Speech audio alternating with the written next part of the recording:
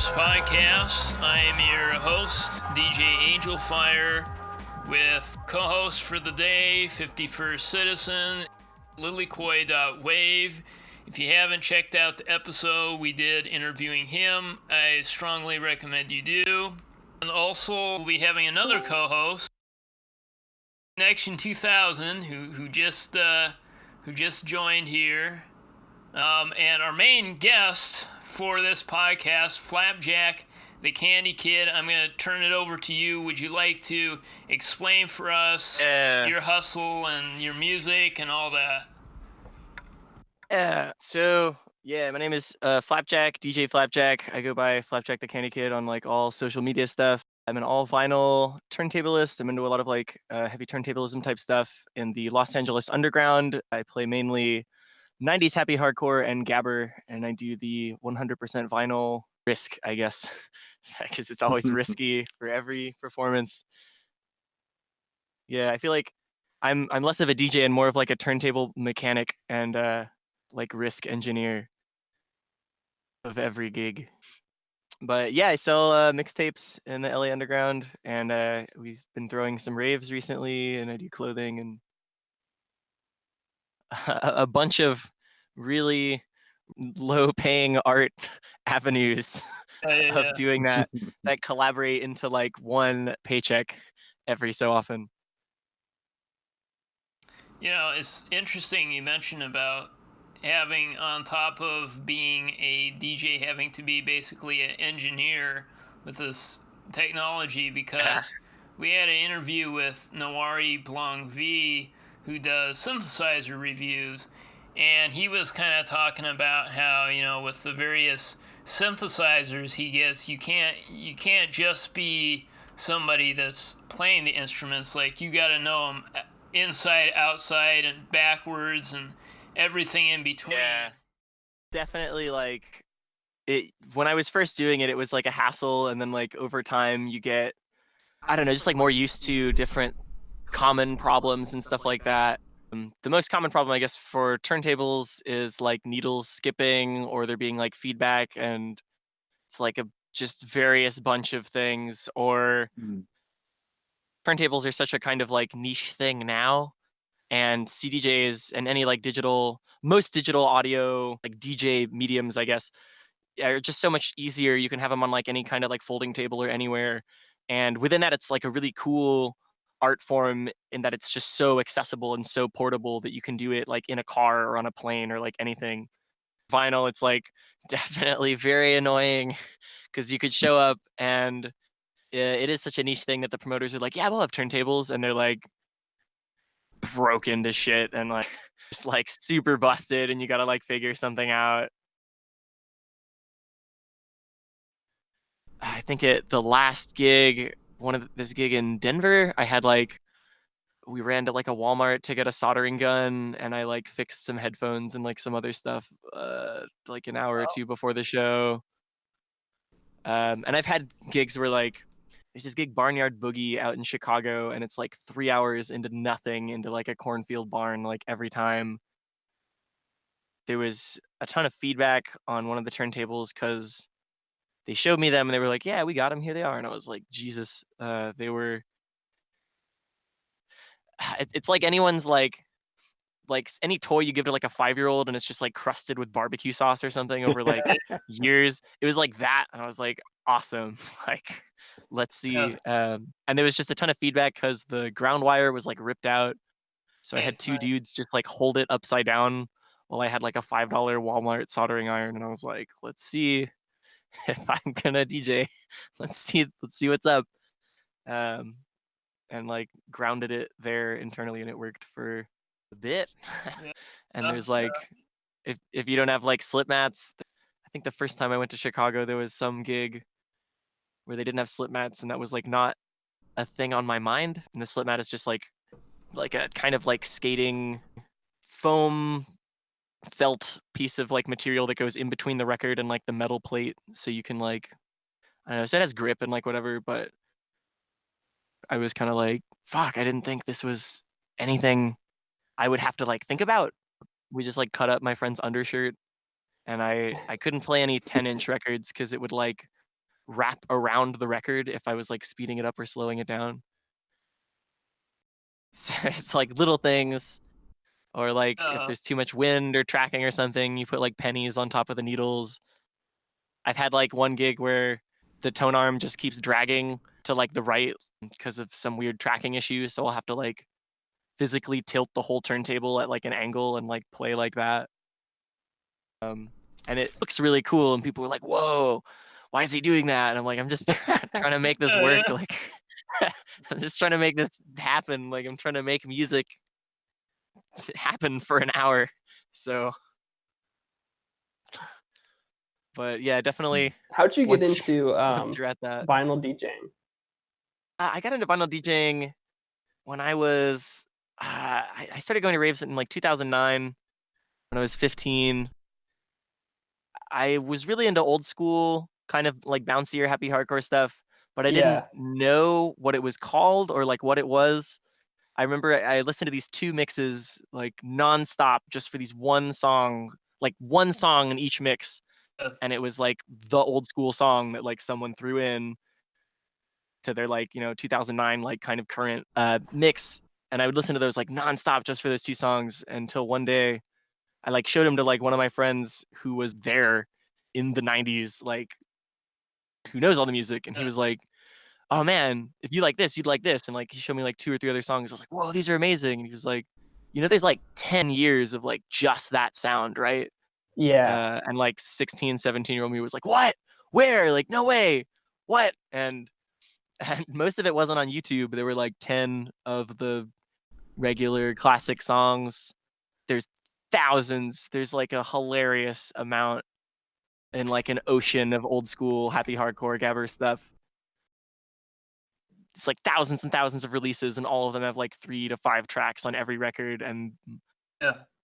super good. But the only way for me to just hear them was I had to buy them and like rip them if I just wanted to enjoy it. Yeah. So So when it I actually was it grew out like, of necessity yeah, for you. just very necessity. I remember I went to my friend's like other radio show or something, and it was like 3 of these vinyl DJs hanging out and like trading records. I remember I got like a ride because I couldn't drive. I was like 17, and one of my friends was like, "Oh, do you have a record collection?" And I was like, "No." And he's like, "Do you want to like start one?" And he gave me like 4 records, and then that was it. I was like, "Oh, I guess I gotta start. I gotta buy turntables and like start doing Yeah. this." And then there was like a super cheap turntable hookup. I convinced my dad on like my birthday to drive me down to Fountain Valley, which is 2 hours south of me, to just pick up these turntables and like a shitty mixer and some records. And then that was it. Then I was in, and I was playing for my friends in my backyard every so often. And then I eventually got booked at like one show and another show and then more shows. And That's every awesome. paycheck I just dump into records. How do you find a lot of these records? Because I know for me, like I had a kind of similar story of getting into heavy hardcore music where I just randomly I'd always liked that sound and kind of music within that spectrum of electronic dance music, but for a lot of happy hardcore, it's really hard to find because it's been more underground. And looking online, especially like 2008 or 9, when I was really trying to pursue that sound and like find that sound, you could only find like Scott Brown or like Yeah. kind of I guess like the There's more like just happy the very hardcore surface level. instead of like the Yeah. 90s happy hardcore. I know Scott Brown has had a career for a long time, but a lot of his 90s stuff is a lot harder to find. So how do you find those vinyls? Scott Brown specifically is funny because I think he has like actually like 30 aliases. Yeah, I recently found that out. There's been other like Yeah. aliases of Scott Brown that I've heard and I'm familiar with, and I didn't realize it was Scott Brown. So Yeah, pretty hilarious. usually, so before, I mean, I'm glad that I live like now, because if I was actually in the 90s trying to find these like records, it would be like hilariously impossible. Right? Just because like no internet, you had to have like a mail order, you had to find the dude that knew about the record and then ask for it from your record shop. and hope that they were okay with ordering happy hardcore for you. Yeah. No way. Like now I can go online and I can find like some Hungarian's dude favorite record from his hometown, and it's like the best. And there's no way I'd ever be able to That's find awesome. that at any other, like it's now. This is the exact time frame that I can enjoy this. Yeah. But in 2009, 2008 era, I couldn't find a lot of it, and it was just DJ mixes, and you had to like go to Raves to get DJ mixes and to like find out about any of this. I remember the first like DJ mix that I downloaded onto like my iPod. I remember being like, whoa, I have this 1 hour long track. And I thought it was like so cool being like 15. And like later it was like, oh wait, these are like mixes. These are multiple songs. And I was just kind of like figuring it out. But just to find it now, there's still stuff I'm discovering all the time. And it's just kind of being in like a community of people, people who like that sound specifically, and just like dig around. I'm always like so enthusiastic, even if someone like shows me some track I've heard like a million times. If it's good, I'm just like, oh, like that's so sick. I love that track. I love that breakdown. They also did this and this, and you'll like this if you like this. And it's just like this rabbit hole of like weird, this like underground, like just kind of weird tunnel system of like all these weird different avenues of stuff. Now it's usually just Discogs. I can like dig pretty easily through it. Earlier today, I found like 2 tracks I had never heard through some like weird other label, because specifically within like happy hardcore and like in the UK, it was just, there was like a bunch of guys doing it, but it was just for fun, not for money. They would just kind of do whatever, and everything was like a shit take basically. They were just like goofing off, like, haha, what if this? And they like, Yeah.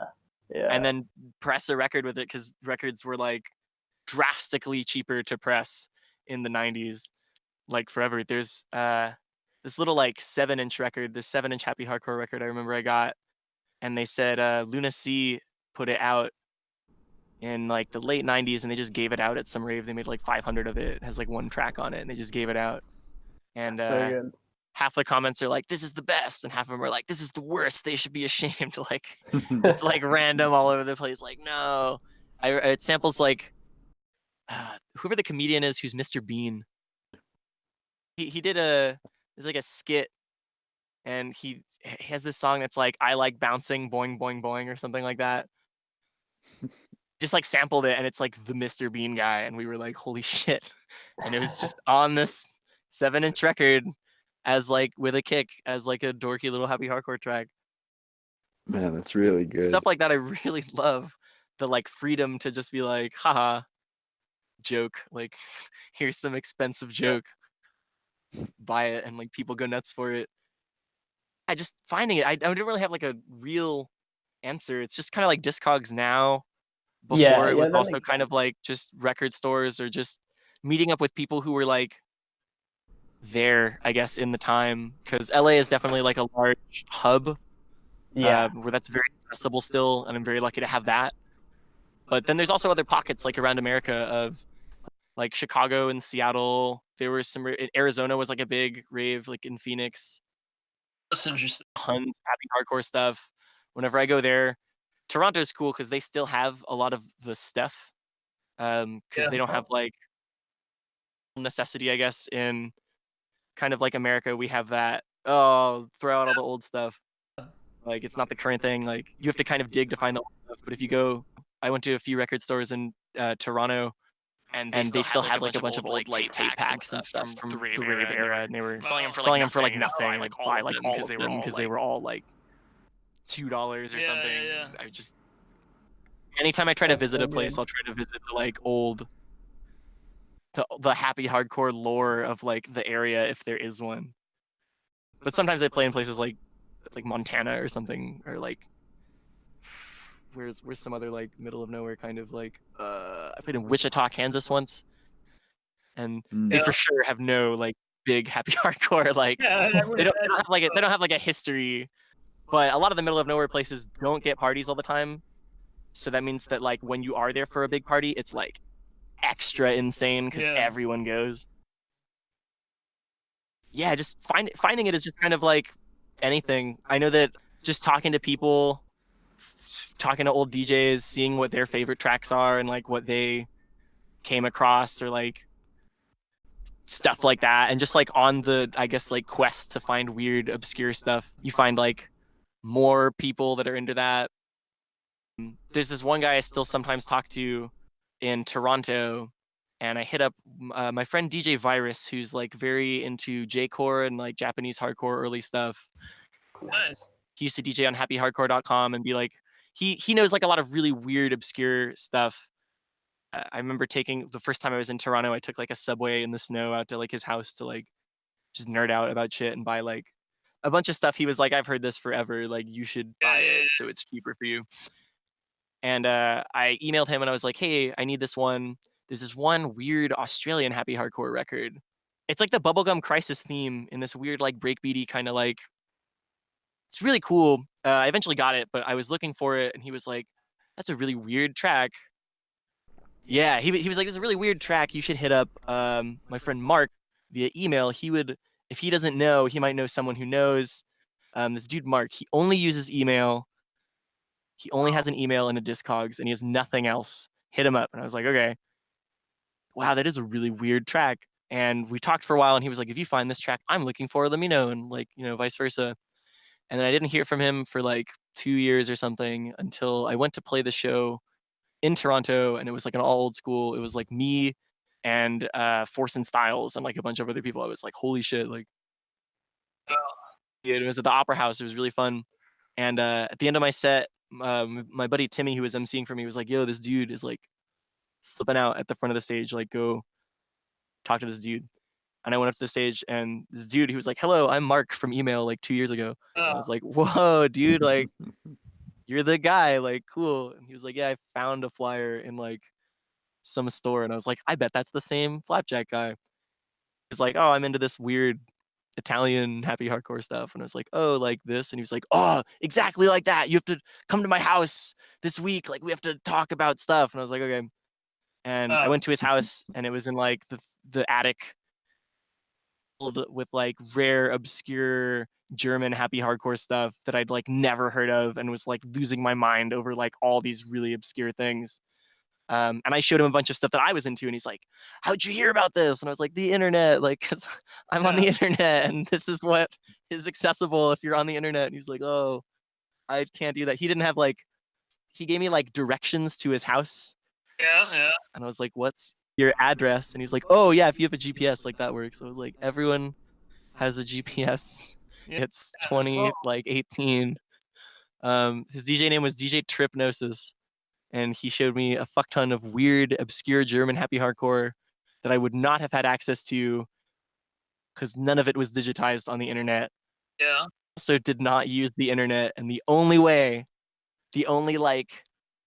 just small sliver of all of this like surviving and existing was me going to his house to hear it and then like buy it online, just knowing what it was gonna sound like.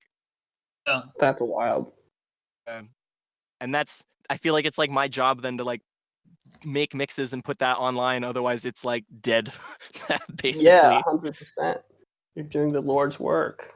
Yeah.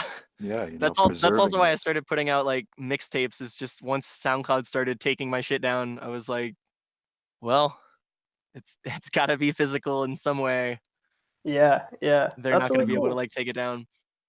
I think one thing that you mentioned that's like really important is definitely like getting connected and finding the you were talking about like everything like tunneling out for these underground scenes of like once you know one person being connected to another person and learning more from those connections. I know obviously it's a little bit different, but like even like online communities like on Instagram and stuff.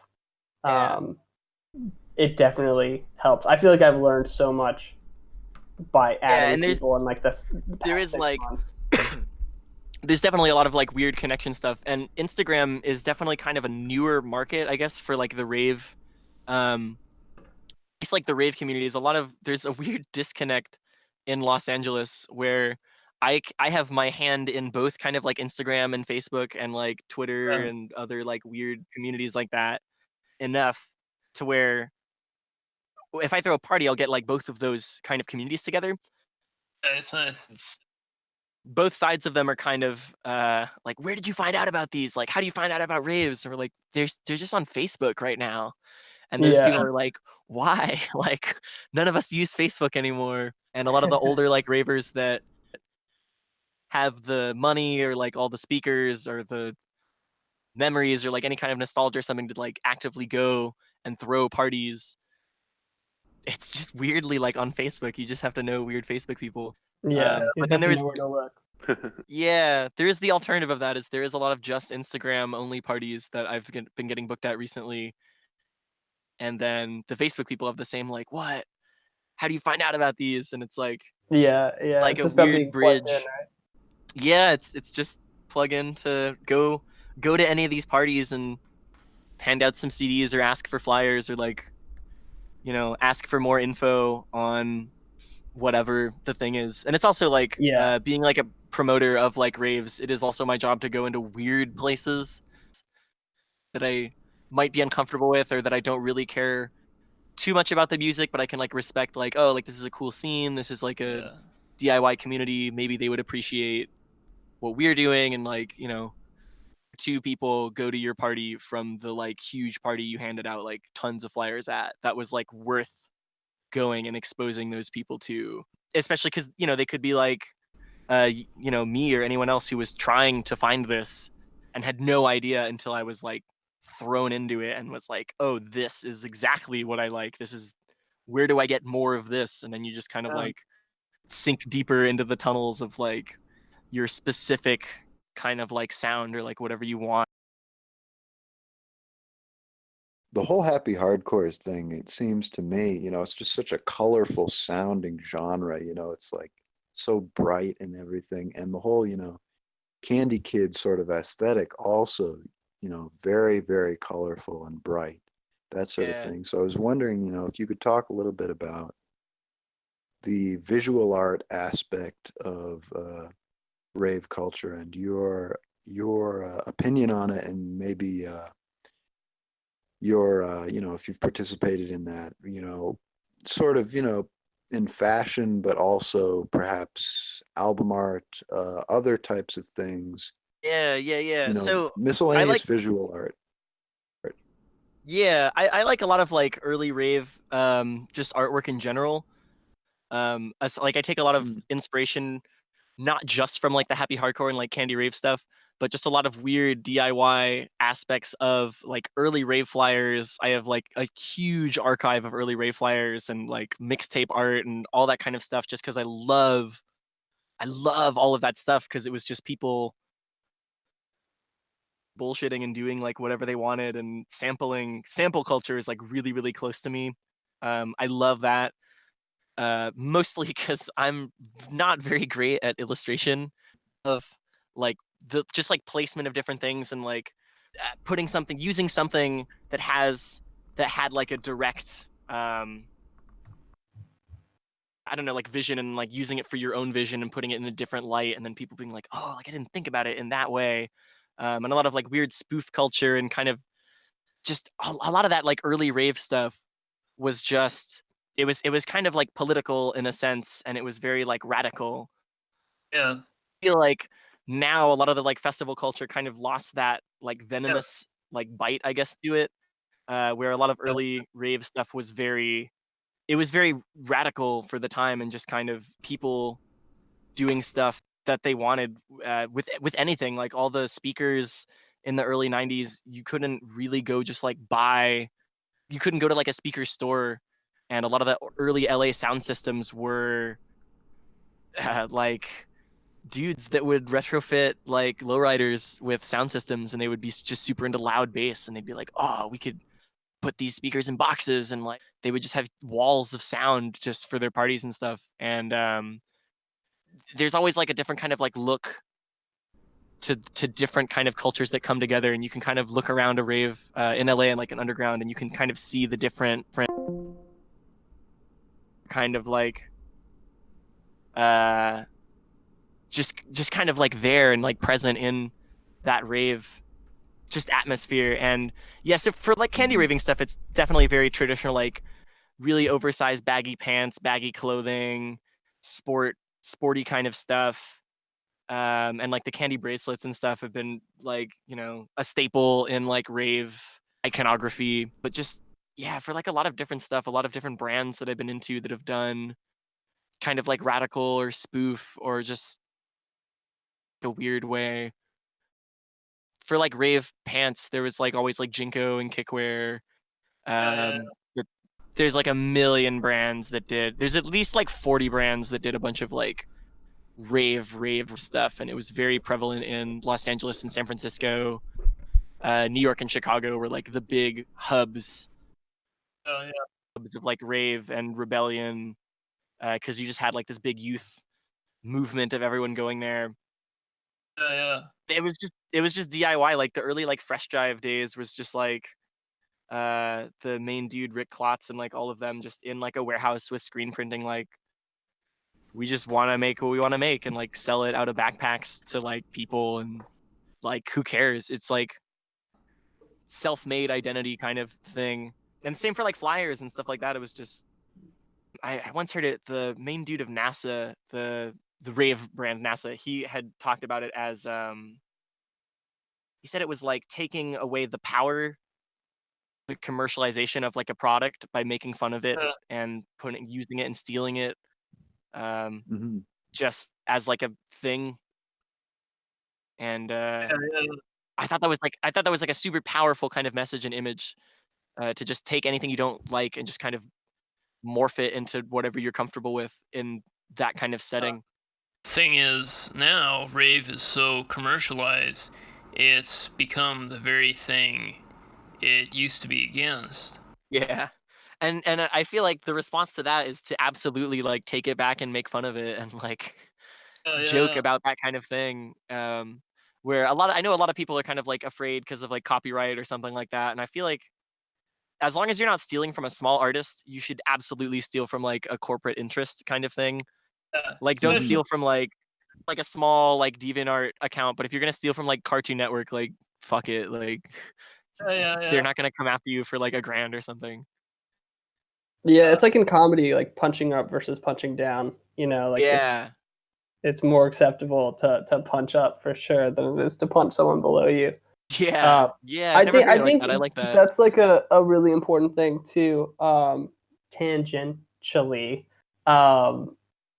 about taking away power by making fun of it. I was listening to a podcast recently where they were talking about, I don't know if you know about like IDW and kind of like intellectual dark web and people like that. Yeah, Noah and me are very familiar with that. Yeah. So just like a lot of those people like go on like debates and things like that, and instead of becoming invalidated, they become more validated by basically getting a bigger reach on their like debates and things. But the podcast that I was listening to is actually talking about the effectiveness of like making fun of them, which isn't done because it's not done as much because it's seen as like, oh, well, you're not really engaging in the debate. You're not really proving that these ideas are wrong. Yeah. And so what they said was effective is just that, like, you know, if you joke about these things, you can take away a lot of their power because it shows that like they're not even worth the debate. You know, I don't think that's always true, but I think that with things like fascism and things in that vein, corporate takeover of everything. I feel like definitely... it's also important though within kind of like alternative music communities that you don't, I guess, like fester on like the negativity. Like it's good to joke about it and be fun, but at a point I for sure like some years ago was just so like jaded and like, oh, like fuck this, I don't want to go to this 100%. and like whatever. I think that's why like happy hardcore has so much like power, is that it's like a very lighthearted critique instead of, you know, really dwelling on it. I think a lot of modern underground music stays really cynical. But one thing that I've always appreciated about kind of more upbeat counterculture is that it criticizes without dwelling on how messed up things are, you know? Yeah, I think it's also important, like, just to know within happy hardcore, everything's so I feel like it's like accessible, and within like early rave, the early rave roots are just so accessible to everyone, Yeah. and the accessibility and the like radical inclusivity of just everyone was just Yeah. such a Yeah. powerful thing where anyone could do it if they wanted to. It didn't take a corporate interest or like a ton of money. For music, there's a lot of music, especially in LA. There's like a lot of like very high production value, large festival things. And whenever we take people basically from a festival environment and put them in like a little like $10 party, they always have equal and sometimes more fun because Yeah. of all these other aspects that were kind of allowed to be at the party instead of I started throwing raves because I hated clubs and I was so sick of it. Like if some years ago, you know, I don't really get into a lot of trouble at like parties. I don't try to like sneak a bunch of like drugs in or anything. And at a club, cut the music off once the bar is over because they don't make money anymore. And they're like, oh, Yeah. like it's very well lit. You can't have backpacks and whatever. And at like a rave, like you could go in with like whatever. Like we'll take away like weapons if you have like weapons. Yeah. That just never happens. Like you could roll up with whatever, like big plush toys or like a big costume, pillows, just anything. You could come in with like food and whatever, have fun. And it's just so free that like it's such a free environment that everyone understands the value of it and the value of if it gets taken Yeah. away. So everyone is protective of it, and no one's gonna just roll up and like destroy that culture because it is so important to everybody. And that level of trust is just not there in a lot of like festivals, which I understand also because if you have like 100,000 person festival, it's so inclusive that no one's like vetting anyone. Everyone's just kind of like in this big ocean of like stuff. But for a lot of like smaller environments, even just under 1,000 people, it's important to have that kind of like trust community just type of thing. And like I was just so like annoyed at clubs for so long that I was like, I could do this. Like I could probably just do this and like ask some warehouse and kind of like figure it out. What I notice when I've kind of researched some of the stuff is you look back when Rave got its start, and ironically, as authorities started to clamp down on it more and more, the unintended or maybe intended result was actually you had more cases of violence than had you just left these people alone. And then, of course, once the corporate promoters swooped in, basically, and like if you think that corporate promoters can't screw this stuff up, look at Woodstock '99. That was one of the most corporate events of the late '90s and early 2000s, and it goes down as one of the worst. Yeah. Well, it was also because when Insomniac was doing EDC, I remember they had their EDC parties in LA, and the big shutdown. We had like a really big shutdown because we were promoting this huge warehouse happy hardcore rave that was going to happen the weekend after. And it was they flew in all these people. The promoters spent like 20 or 30 grand or something in a warehouse, fully permitted in a warehouse. They had the right to be there. Everything. They had permits for all ages. It was going to be fine. Because it is legal to have minors inside of a controlled environment during curfew until curfew's over. Because that's like a legal thing, and you can get bar permits and whatever if you want to have alcohol. Also, you just have to have, or at least in 2009, like in that kind of era, 2010. I think it was 2010 or 2011, whenever they had the last EDC in LA. And I remember we were promoting at the LA Coliseum when they were doing the EDC, and it was just crazy, like out of control. Yeah. They weren't prepared for the amount of people that were there at that time, which was kind of weird because they'd been doing it forever. And what happened was this girl had died at EDC, and she died because the first night she posted, I remember on the internet that like she'd done like a bunch of MDMA and like just all this stuff and was fine. And then the next day she went and she was, rapidly dehydrating and she like blacked out. The EMTs were there. And, they asked her friends, like, did she do anything? Did she take anything? And they just, didn't want to get in trouble. So they said no. And that is effectively what killed her, because they took her to the hospital, they put an IV in her, and then she drowned basically, because she had been drinking so much water that they put more water in her and she died. And after that, it was like, you know, EDC was banned from LA. There were all these lobbyists saying like the rave is so bad, and it was such a disservice because EDC was so bent on saying they were a rave forever. They were like, we're not a big massive, we're not a festival, we're a rave. We have rave roots, we're a rave. And everyone who was throwing raves were like kind of different than what we're doing in like a little warehouse. Like I think these are different. And they were so bent on saying it was a rave that when the fallout happened, that was when they turned to saying they were a festival. They dropped the rave name. But the rave name got all of the flack from this person dying and, you know, didn't have the money and the lawyers to defend themselves. And I do remember at our party the next weekend, moms protesting it and like SWAT teams rolled up. What? Down, and the promoter was like, what? Like, here's our permits, here's everything. And the news showed up, and the news was like, oh, like if the cops can't, you know, they were gonna make a story of the cops not being able to shut it down if they couldn't. So the cops basically put all this pressure, and at about like 11 p.m. they were like, it has to be 18 plus. We'll let you go if it is 18 plus. And the promoter was like, okay, fine. So they made an announcement, and they were like, hey, all the minors have to leave because you know, we'll have like a makeup party. We're really sorry. It's because of the EDC thing, like the weekend before. We're really sorry. It's terrible. And the cops like tried to go in and tried to like, which was impossible because like there were so many people here for this thing. Yeah. And they eventually just shut it down, and they shut it down like a little bit later. And cops were giving out like just tons of random tickets to people. I think my friend got like 3 tickets for not having a front license plate from 3 different cops, and they all got thrown out because they were like, wow, you got these like within 1 hour. And like they just wanted to give everyone tickets. And they had like riot gear there, like waiting for people to like freak out, and no one cared. They were all just upset and like left. And they were waiting for the official report on why the cops shut it down because they had all the permits. It should have been legal. It was legal for all ages.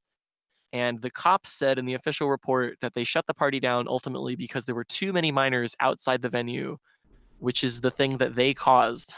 Yeah, Because they kicked all the minors out. And then after that, all the promoters were like, I spend like 20 grand to pull all these permits when we can spend like 2, and if we got shut down, like who cares? Because that's, you know, we're not losing 20 grand or something. Yeah, I mean, this is kind of... We could get kind of under the radar, and then from that point on, there was like a bunch more. There was like an explosion of like desert parties and like warehouse events that were just all info line, flyer only. You had to know, and everyone went, and it was huge and great for like years and years, and it was fine. For sure, the most recent thing is like sneaking artists into the country without a visa. Yeah. Right now, because there's no like small artist visa for like for a certain amount, which is insane. It's such a disservice to like you have to be rich. That's gatekeeping. That's why like I was talking about this. I've talked about it twice about that. I think it was EDC where they had the Kentucky Fried Chicken mascot, Colonel Sanders. Yeah.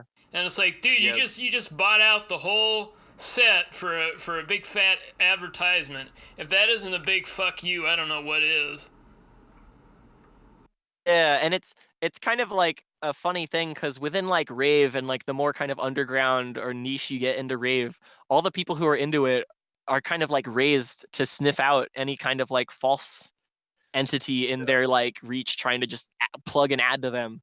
So it's so weird to be like, what if we advertised by buying a DJ set? Like everyone's gonna know, and then everyone's going to hate you, and that's it.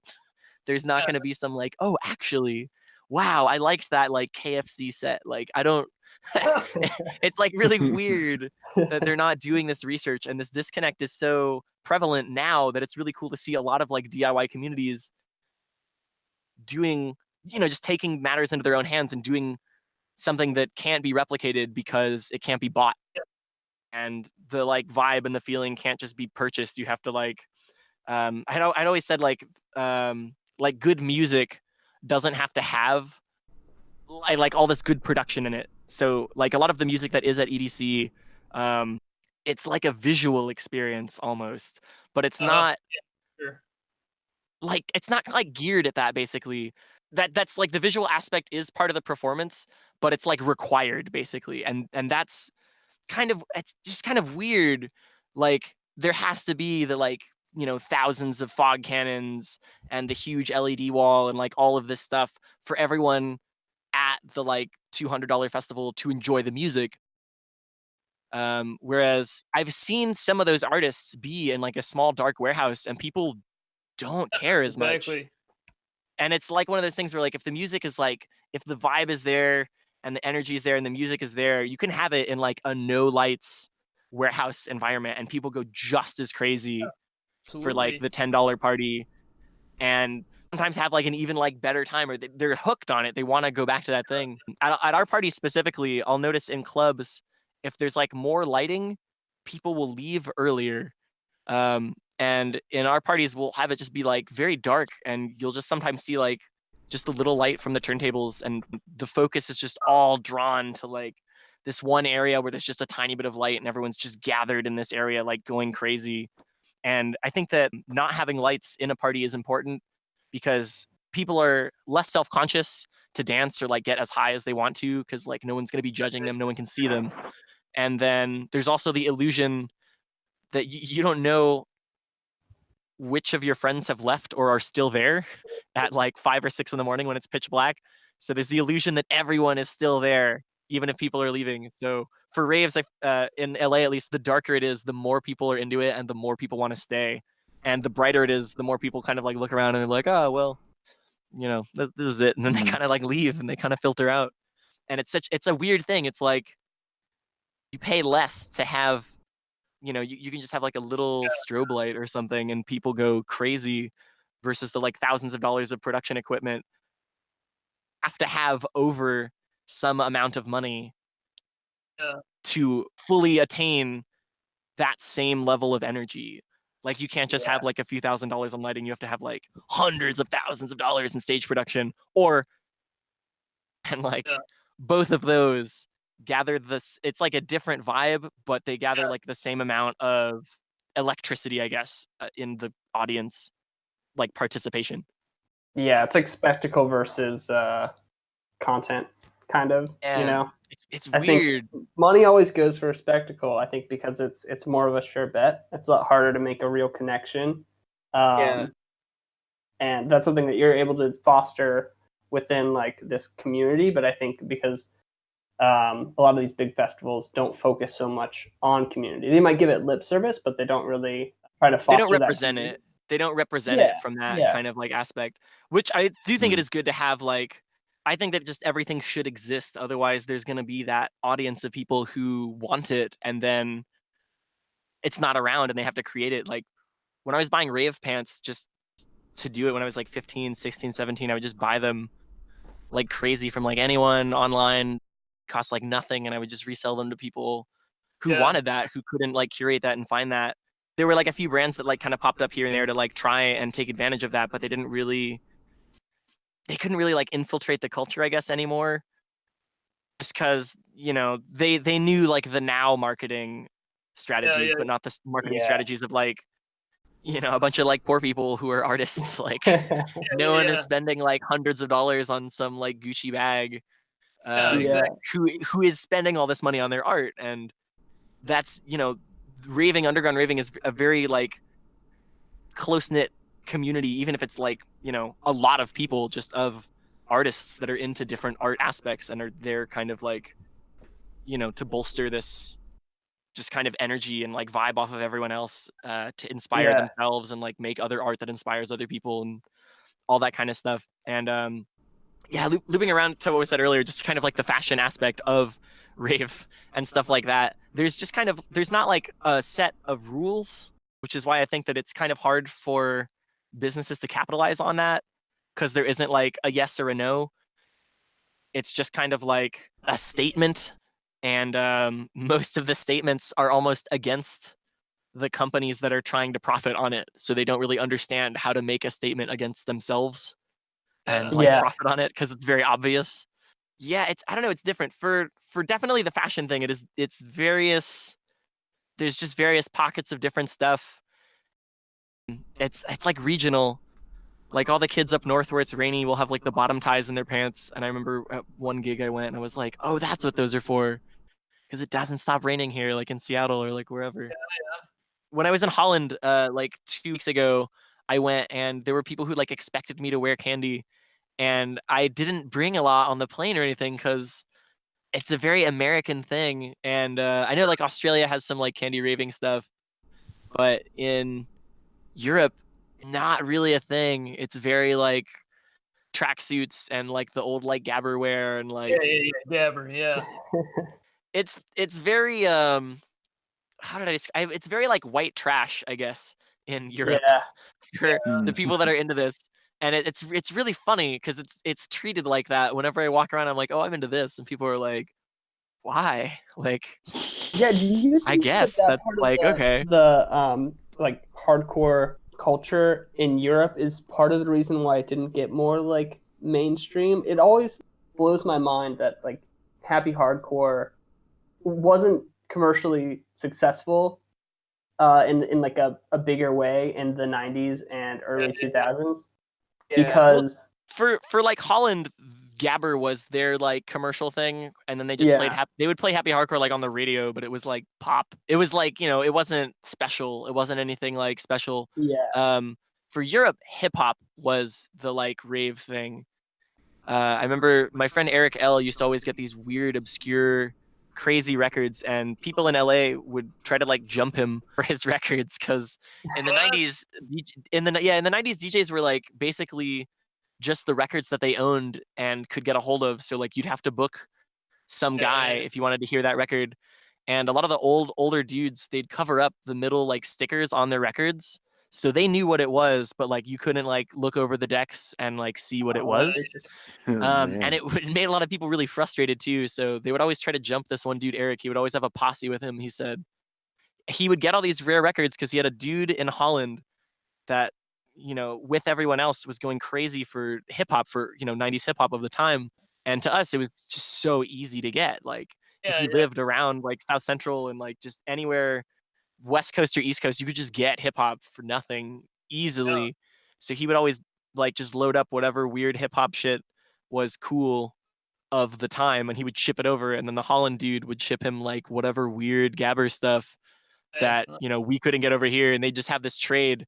And for sure, whenever I still go there, they're like super into hip hop and are like blown away by just rare hip hop stuff all the time. And I can find any of this stuff for like 50 cents at like a thrift store, like anything. But it's the same if I go over there. I go to a thrift store and I found like infinite amounts of rare, obscure stuff. When I went to Holland this time, I brought back 120 records on the plane with me. And I had like a box, another box, and a box in my suitcase. And I like had an elaborate hoax to make sure I could get through with like everything. Paying the extra amount. Yeah, I don't know. It's like a weird, for sure. Like Holland is the gabber place, and they're like okay with happy hardcore, but it's like pop. UK, in the UK, happy hardcore was always a very bro thing. And all the UK guys I talk to, they're just like, it's a very, when the UK DJs started coming over here in the 90s and started getting booked in California and stuff, they would show up and they would see all these like alternative kids in big pants and Kandi and stuff, and they were like, what's this gay shit? Like what? I don't get it. I don't understand it. That's strange. And yeah, and they were like so freaked out about it because it was such an alternative thing. And then they'd go back over there and it'd be like a bunch of like beer dudes that were like, yeah, oh mate, like bro, this fucking tune mental, oh, and they'd like flip out and like beat each other up and do whatever over like happy hardcore. It's like, it's really crazy. It's a really weird kind of like regional thing. Yeah.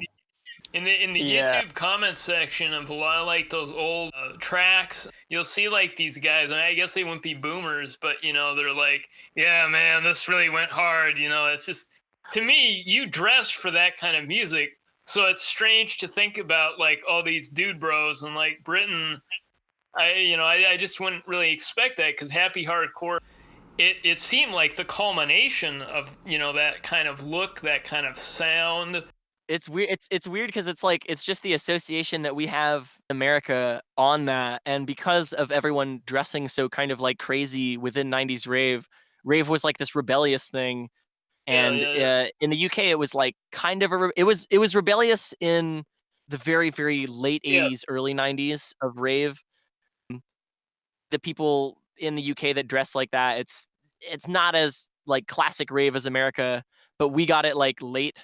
We got it in Yeah. like the mid '90s to late '90s. So our rebellious phase was like super crazy bright colors or like any like goth punk, etc. Yeah. Just kind of the culmination of like all these different cultures in one, borrowing from each other and doing each other's things. Whereas the UK was very like punk is punk, rave is rave, and like that's it.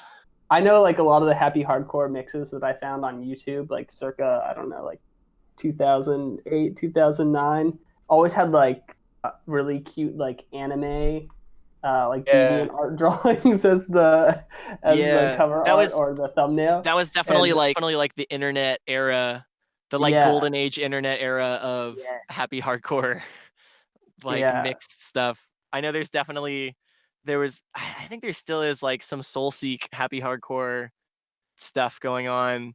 But I know like in the day the only places people would like find, in the like mid 2000s, it was like LimeWire.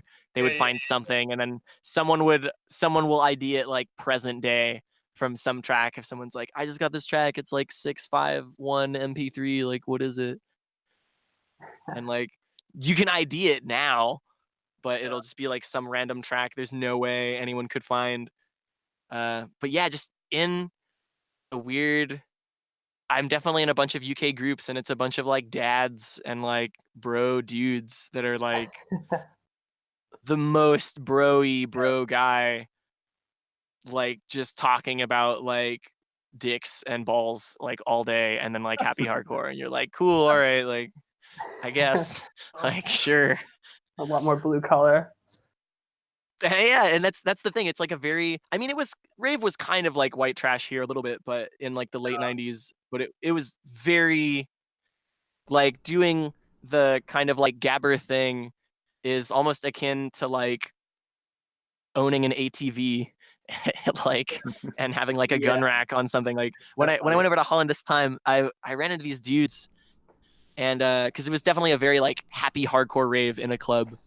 This like pack of dudes showed up that were in all the old school like roughneck gear. There was this dude with like a flat top with a mullet, gold Oh, teeth, nice. huge like chains, and like a huge roughneck. Like he could do haka and like do everything, and he just had the huge roughneck like stomach tattoo. And I thought they were gonna like start shit or something. I was like, oh shit, like what's gonna happen? Like all these like super happy hardcore people. And they came up to me and they were like, bro, we're here for you, mate. Like, oh my god, like we have your mixtapes, and like, oh my god, I was such a fucking trip. It was like blew my mind. That they were into it, that they were like so into it. They Yeah, were into this really hard thing, but then they were also that's into like the really happy aspect. yeah, But definitely just seeing them, I was like, whoa, dude, I get it. I get what everyone has said and been like, yeah, Gabri's kind of like yeah. white That's so trashy nice. here. I don't know. And then like seeing it, it's cool. It's a really cool, like definitely united through music aspect. Yeah, transcendent for sure. Yeah. I can kind of like relate through some of the stuff that you've been explaining.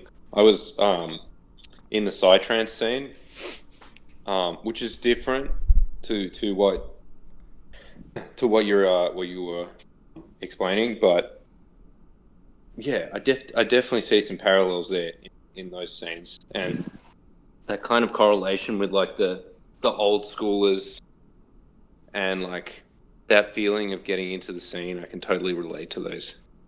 We have a lot of psytrance guys out here too, but they're more into like the Burning Man circles of like people. Right. They usually have the good sound systems, but they don't let you touch them. The So function we ones. like we love their sound systems, but so for a lot of our raves, we like to like ratchet strap a bunch of the sound down so people can climb them, and you'll come into the party and you'll just see like everyone on the speakers going nuts, and like Oh, just dude, that's everyone awesome. like off the walls I going missed nuts. that. I, I feel I, like I have seen that a couple of times, but definitely like the smaller kind of smaller things where there's just like maybe 50 to 80 people. Yeah. And then you'll see, it's like a really tight crew, and you'll see people like jump up on the speakers and just. Yeah, that's also just do a their very thing. like LA thing, as I have noticed, because I've gone to other places and tried to climb the speakers, and I'll get like immediately yelled at, and I'll be like, "What? Like, it's a rave. What are you talking about?" Whereas at like a party here, like one of the last times I like went to go climb this huge speaker, a security guy was like, "Hey," and then he came over and he like gave me a boost, and I was like, "Yeah," and, like it's just like, "Yeah, it's fucking party." Like here we are. And that kind of Nice. freedom I feel like is good. I've definitely because I go to Burning Man and stuff, and that is definitely a big psytrance area, and there is like a lot of I think cool that's pretty much psytrance the people. pinnacle of that scene, or maybe Boom in Portugal. Yeah, Those are the yeah, two yeah, like yeah. Mecca and Medina of the psytrance scene. Burning Man It's like the definitely has a biggest lot of one you like can go to.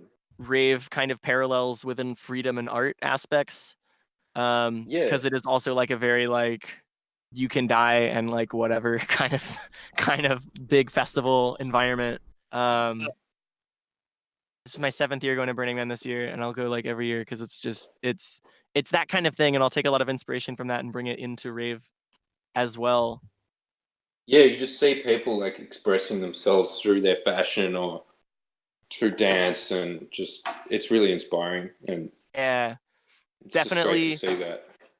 the Sorry. like for me it was like the building aspect of like people for sure at Burning Man they have like insane amounts of sound systems that people just built, and to me like not having access to that used to be just like 90s rave, and it's just kind of been like splintered into like different little corners of stuff, but just kind of accessing that and making that accessible to people as well, people can kind of see the power and be like, oh wow, I could do this, and then do it, and then other people can see that and be like, oh wow, I can do this too, and it's like I don't know, it's not like anything like doing music, building speakers, like anything. It's all just like accessible to people. It's you don't have to have like a degree to do any of this, and that's a very like I guess empowering aspect of rave that I was also gravitated towards. Yeah, there's Especially like DJing, it's like anyone can do this. crazy aspect of self-transformation that's available to anyone. I remember like the Yeah. first rave I went to, and I was so nervous and shy, and I just I thought I was just inside my head. I was just like, "Oh, what am I doing here? I'm such a poser. I don't know how to dance to this. Yeah. I don't know how to Yeah. do anything." And then it stayed with me, and I was like, "Oh, that's so fun. If I just wasn't so anxious and nervous, like,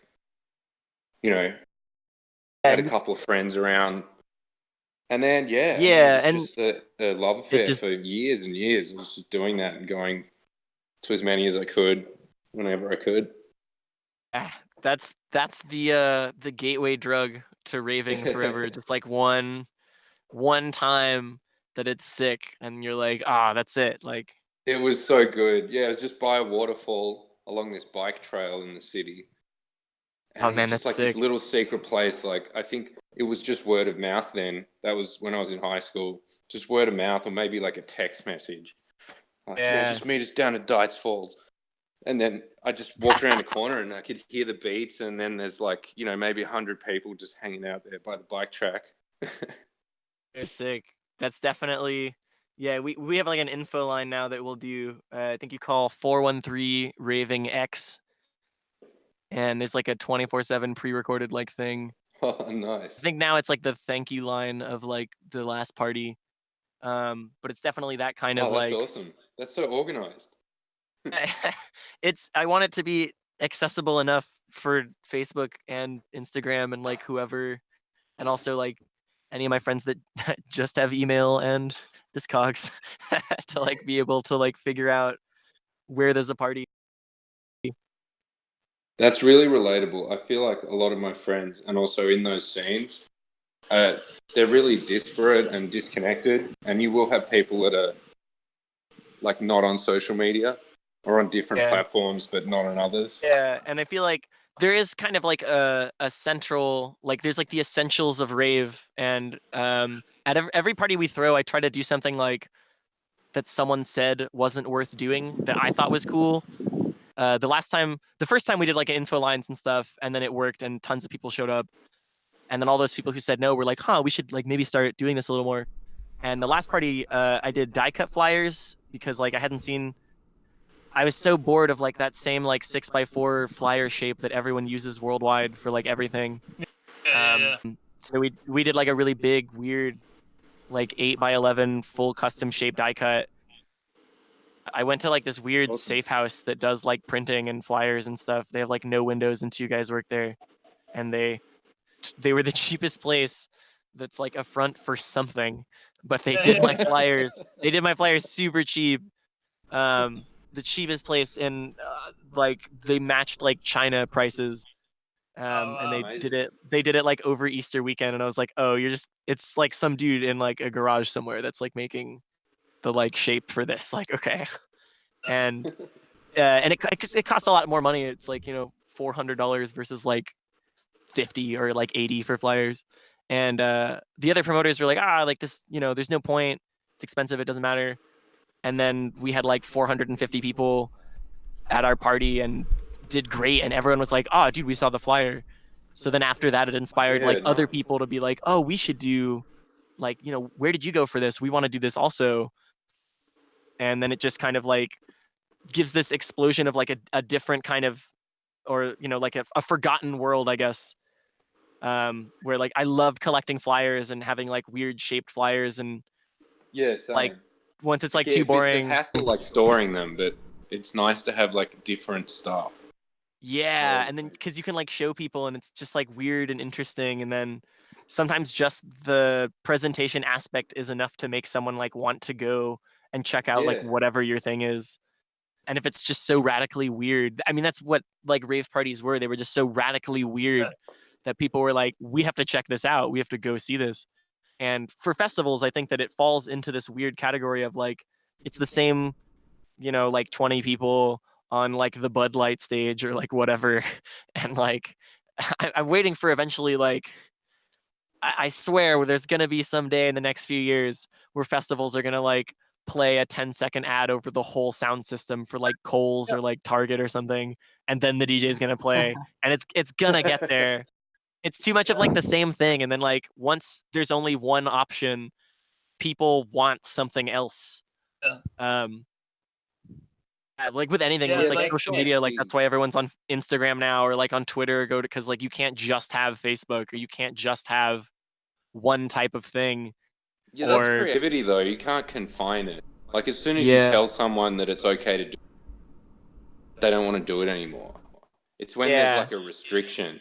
That's when you really want to push against that. Unique to rave in America as well is like it was illegal and it was looked down upon, and we didn't have like this huge harm reduction aspect or like anything. So people wanted this thing and just like fought tooth and nail to get it.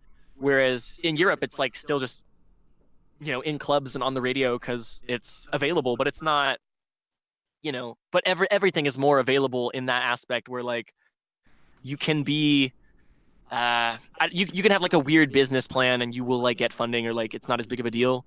Whereas in a lot of like American things, it's like you have to be built for success, you have to be built for profit, or it's not worth doing.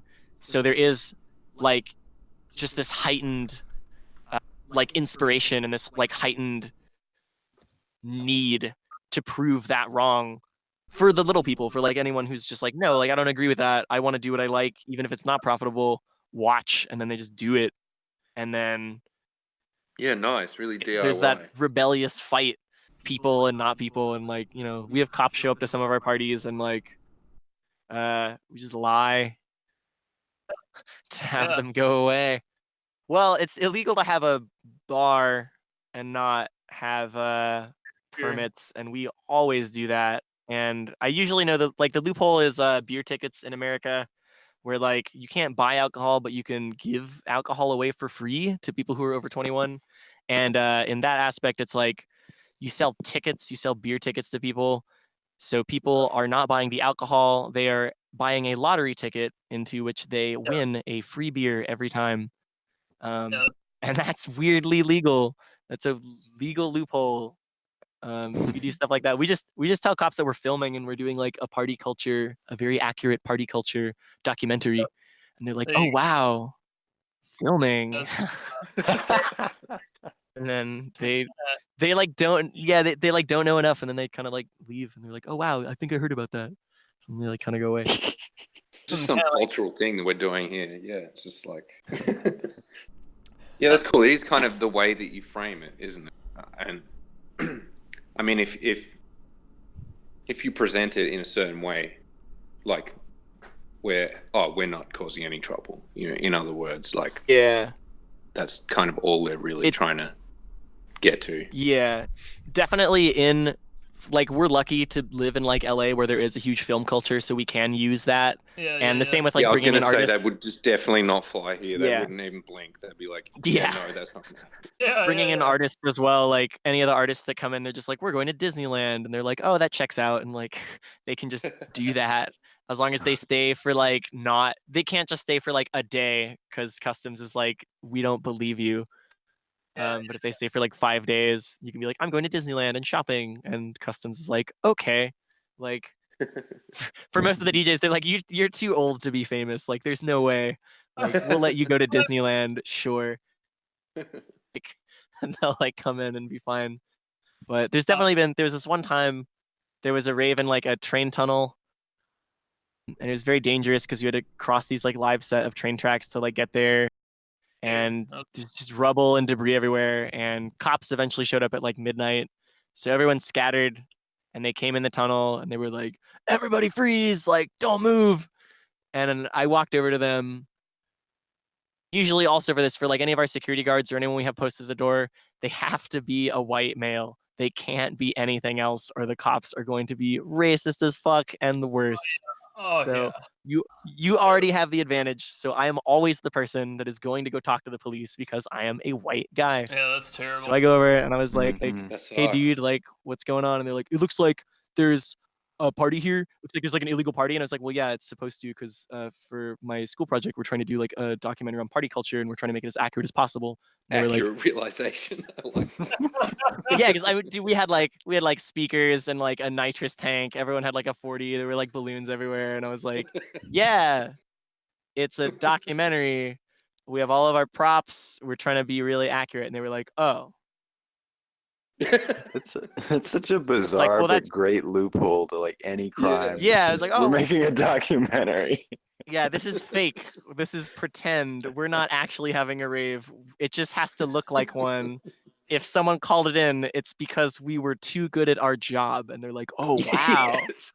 You're so right. Yeah, You're like, so good this at what is you're really, doing. This is a compliment that you guys were called, because now we can even add this into the story. Like, yeah, and they're like, completely wow. accurate at this point. Yeah, and I remember they were like looking at everything, and they were like, why don't you, like, do you know those people? And I was like, no. And they're like, why don't you know those people that ran away? And I was like, we did like a Craigslist casting call. Like, I have no budget, dude. It's like a student there thing. you go. Yeah. Oh wow.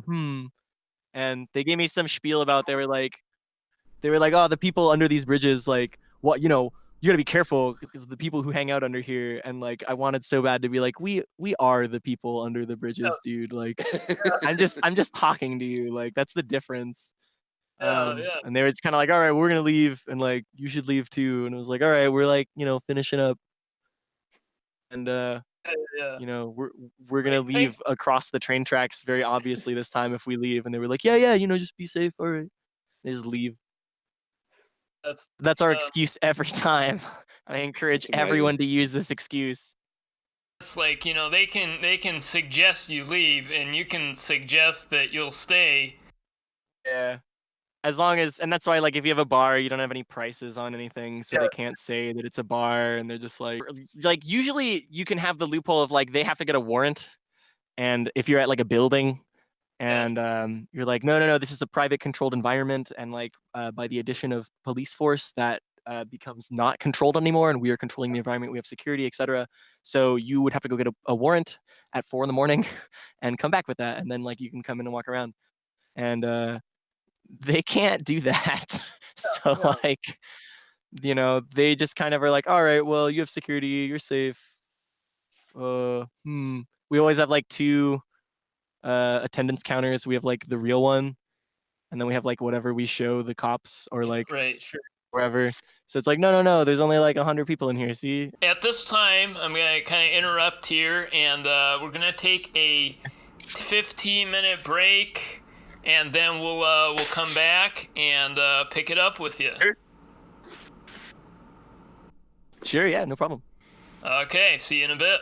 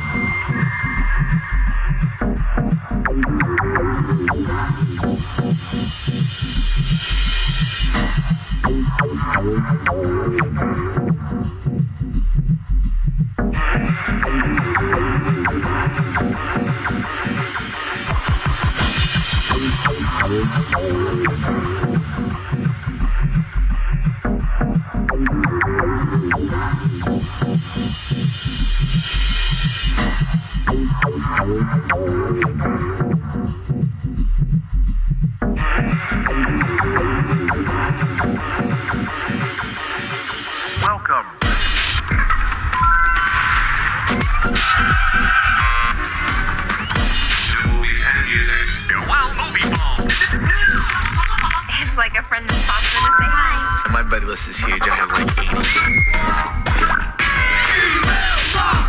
Welcome. You've got mail. You've got.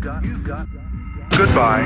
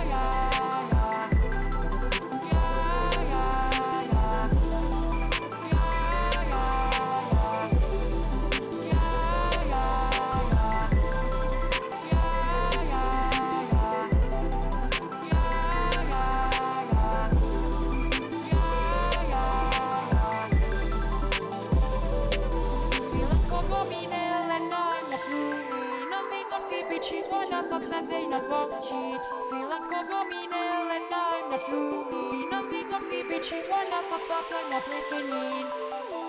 I go hard in the motherfucking paint, nigga. Leave you stankin', nigga. What the fuck you thinking, nigga? I won't die for this shit or what the fuck I says. Front yard, broad day with the SK. See Gucci, that's my motherfucking nigga. I hang in the down with them hit squad killers.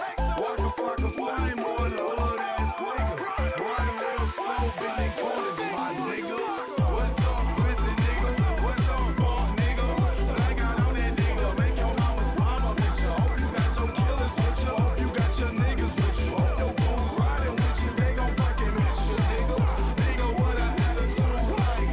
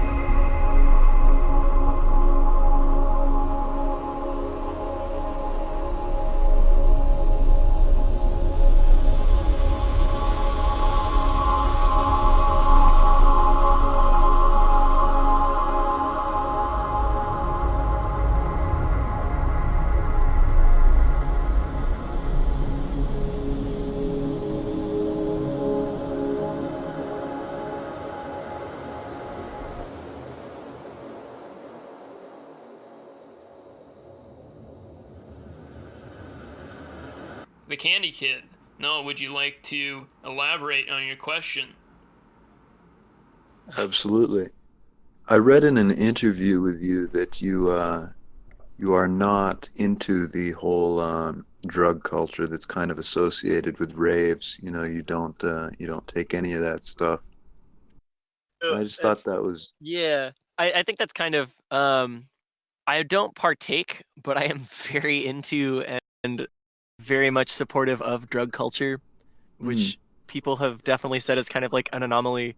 I just for sure have a pretty addictive personality into anything I kind of like. And I know that about myself. Like I remember when I was younger, I used to be super into cherry cokes, and I would drink like at a point something like 8 cans a day every day. And it was like hilariously unhealthy, and eventually like I just had to kind of like replace those with healthier things and be like very passionately addicted to like healthier things that were like better for me. With like Rave, like I kind of liked Rave pants once, and now I have like thousands. I have like hundreds and hundreds, and have like a clothing company that's like doing it now. And I was like, oh, I kind of like records and happy hardcore, and I have like 2,700 happy hardcore records on like tons of shelves and stuff. I have an idea of how good a lot of like club and party drugs are, but I do know that if I kind of start to like ecstasy, it's gonna be that for like a minute, and I don't have the monetary income to support that currently. But I am very supportive of it. I do support drug culture for things that aren't, extremely harmful to yourself. And I think it is a big bummer that America does look down on a lot of like just like very like casual like weed or like any kind of like small in LA everyone does a lot of nitrous and ketamine, and because those are very like fast metabolized drugs. So nitrous lasts for a few minutes. Ketamine also is like 15-20 minute high unless you're going like super crazy on it. But then that's also like if the party gets shut down, everyone can leave. You're not like gonna take like a tab of acid and then be gone for like 10 hours. And like sure. no one usually has like a 10-hour amount of time to be like, oh, this rave will probably go on for 10 hours. Like no. It's usually like nitrous and ketamine, and like have harm reduction at all of our parties so that people are safe and have the information that they need and stuff like that. Sure. But I have never been drunk or high in my whole entire life, and not yet. But it's not something I'm opposed to in any way. Yeah, this is something we talked about in a episode a while back with Connection2000. Terrence McKenna and his involvement with Rave, is that something that you have studied on, or just like are you like aware of that? Like what aspect of it? Of Terrence McKenna's stuff, like. Yeah, I know that he obviously was a proponent of psychedelics, and then he also had some live shows where he did like spoken word over Yeah. I have like a VHS tape somewhere where they like interview him.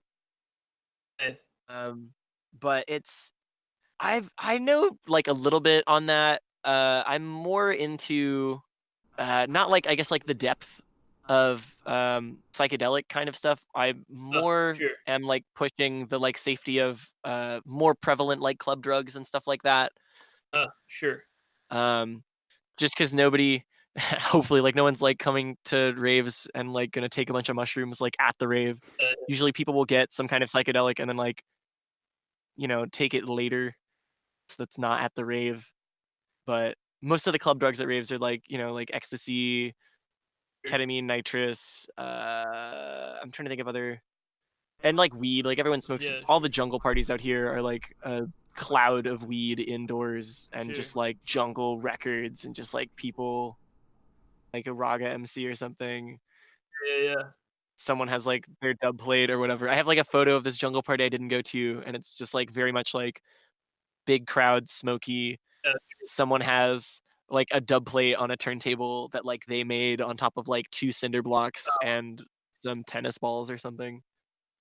Like, I don't know. I definitely am very love drug culture, and I love the like kind of like spoof aspect of like haha haha this person does drugs or something. Kind of like in the 90s, a lot of the like spoof shirts were very like drug oriented.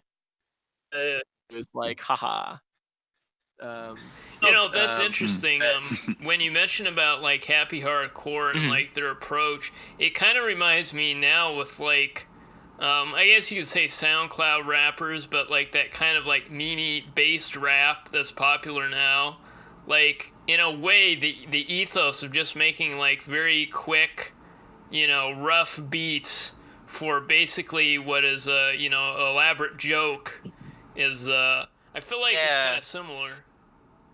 For a lot of happy hardcore stuff, it's cool because they were making it basically for the clubs and for the parties. So you can hear some of it, and if you don't have that mindset of like, oh, dude, like this in front of this environment, in front of this crowd would be insane. But like hearing it outside of that is like sometimes like a little goofy and funny.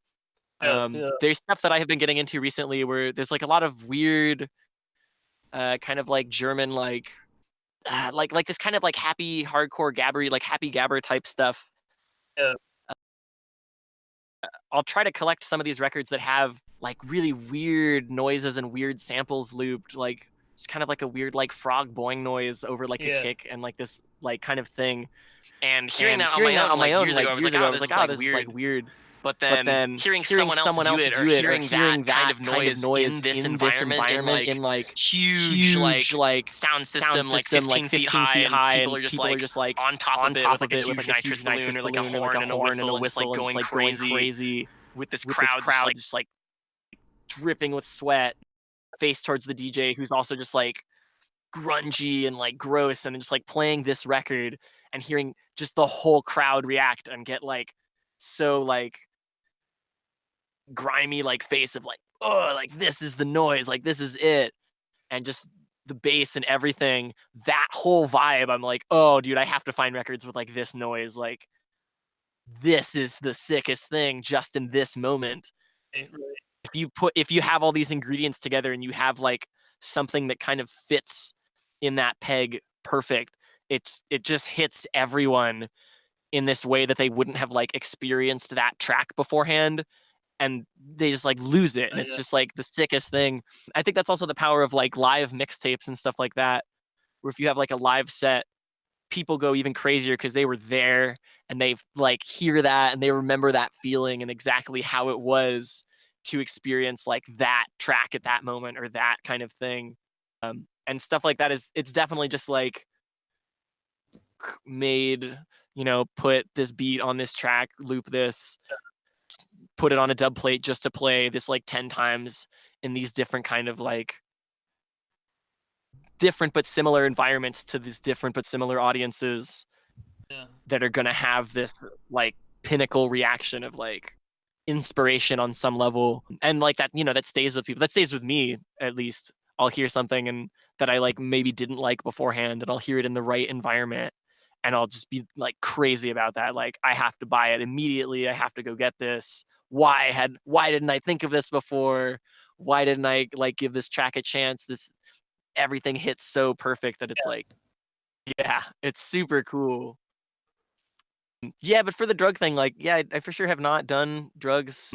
I have throughout various times for sure been a potential element within some kind of safe distribution or something like that of helping people to access safety and drug safety and like stuff like that. Sure.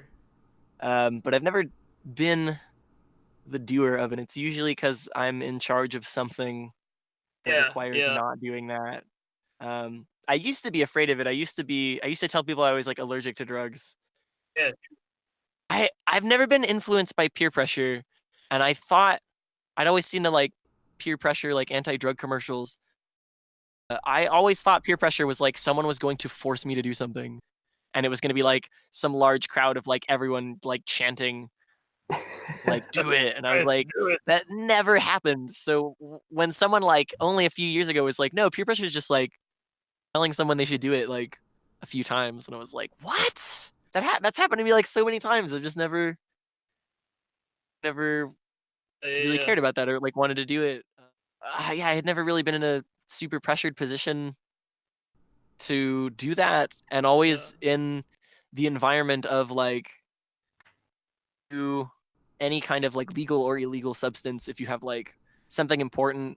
Like I've been wanting to like try some Adderall to like focus on different stuff, but every time I like need to focus on something, because my little brother has like an Adderall prescription, and it's like, you know, it works for a lot of my friends. And every time I've been like, shit, I need to focus on this thing, it's been so important that I don't have time to like out something that could not work. Mm. So, because I know that there are some people that do Adderall and they have not like adverse reactions. It just doesn't make them focus. It makes them like hyper focus on every distraction, I guess, instead of like the task they need to do. And I've never had it's same with like any other kind of like party drug or anything, any recreational party, whatever. I've never had the chance to be like, oh, I have like nothing to do and like I can try this out for a moment. Whenever I've had that inclination to be like, I need something that will make me do or like perform better, the task was always too important to try that out. The risk was too great that it could go wrong, and I was like, well, I can't try this now because like I have a deadline and like I don't have control over how my reaction will be to certain things. But yeah, you know, I definitely feel your point. You need to be able to make a sober judgment, and you need to think fast. You were talking about at the start having to like DIY improvise, you know, on turntables and all this stuff. That requires a very sharp mind to pull off. I've definitely been in situations where there's like just like other DJs that are wasted or something like that, and that's not a big deal. It's like totally fine. Definitely the task at hand is usually important, and in any kind of like party scenario, you still have to kind of be present in some way. But that's also my friend had brought up a similar point before then, is like Rave to me, when we were all kind of talking about Rave and like what Rave means to us, the kind of root thing that Rave means is like freedom, and it's just kind of the freedom to like express yourself and do whatever. And my friend had also brought up a point. He was like, I think it should also be the freedom to disconnect and to just get as, you know, belligerent as you want if you want to. But you know, you have to have protocol in place to make sure that, you know, you can get home and like, you know, you'll be okay. There's, you know, someone watching out for you, and there's always usually someone designated for that. At our parties, we'll always try to have Dance Safe, which is there, and they like are trained to handle people that will do that, and they're like a nonprofit, and they, you know, give out like earplugs and condoms and like safe everything. They have like drug information packets and like cards and stuff to make sure everyone like can read. Basically, if someone offers them something, they can like read information on like how they might feel, what might happen if they feel a certain way, to like tell someone it's not a big deal, all this stuff.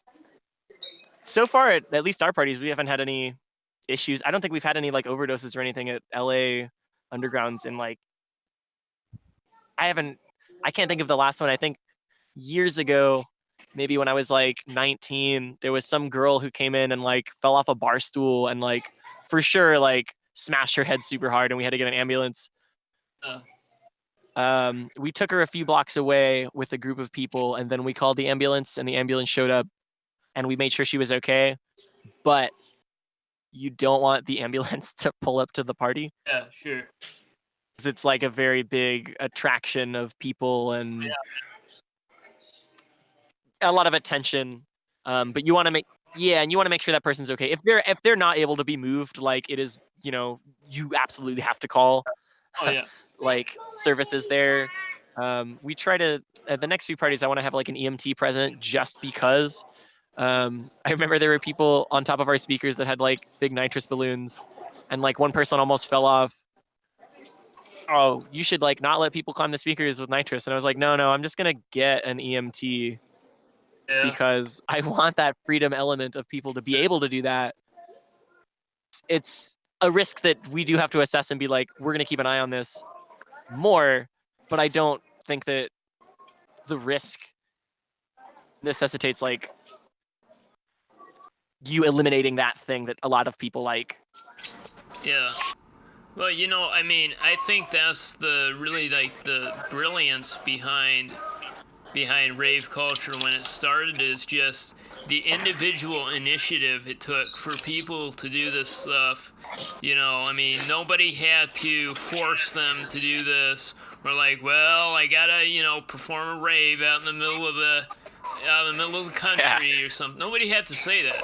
It's just like instinctively people came together and made something work. And the more you try and step on that spirit, you just make things worse for everybody. Yeah. Well, and that was why ecstasy was popular within rave culture in the early 90s was one, it was like legal for like a brief amount of time. I have somewhere like saved somewhere there was like commercials on all a number to get ecstasy in like the late 80s, early 90s. Because it was just like a over-the-counter antidepressant kind of whatever thing that people didn't really know about, and it didn't have a like stigma. It was kind of like a okay thing. But I do remember reading a lot of things that said ecstasy became more popularized within rave in the beginning because all these warehouses and clubs needed alcohol permits and no one could afford it. So they were like, well, we're just not gonna have alcohol. Like we'll just we'll have smart drinks and ecstasy and like whatever else. And then it became so popular that then it was like a threat to alcohol industry. Like most lobbying against drug stuff is because of some other like larger drug that is threatened by it. Yeah, that's what I find funny is the alcohol industry lobbying against weed when like most people I know who do it also drink alcohol, and I'm not saying those people are necessarily perfect examples, but it's kind of funny to me. It's not going to take away your business. It might make a dent in it, but if it's going to make a dent in it, you should just get involved in it. You shouldn't be involved in like stopping it because it's obviously a popular thing. So it seems like a weird move of anyone to be threatened by something and not just get involved in it. Well, and I think that was kind of the thing with rave culture in the beginning is they tried for so long to stamp it out, and then it's like when they finally came around to it, they just went hardcore into commercializing it. And I mean, you can't really stop something like that because people will just find new avenues. Yeah, exactly. You can't stamp like an idea out because it'll just always be there, and the more you stamp it out, the more people are gonna want it. And like the commercial aspect, there are like big festivals and stuff that for sure provide a large amount of things that like smaller underground raves can't. But on the flip side, there are things that small underground raves and communities like that can provide that festivals can't, and to not have both of them kind of coexist is, I don't know, it's just kind of like distant, I guess. I know that when we have all of these like big kind of I think they call them massives. They were like massive raves, like 5, 6, 7 stages in like a big, like on a ranch somewhere or like Coliseum type areas. It was basically like a smaller EDC, but in LA they would have them all the time, and there were different promotion crews that would throw these big festival type raves. And once EDC messed it up kind of, I guess, and then had to like move to Vegas, all these other big promotion crews couldn't get permits anymore, and then EDC Insomniac bought them out. Oh wow. Places don't really, those avenues like don't exist, and those people like don't have all their like big sound equipment. They don't have access to all of this gear and stuff because now it's just like the big conglomerate Insomniac.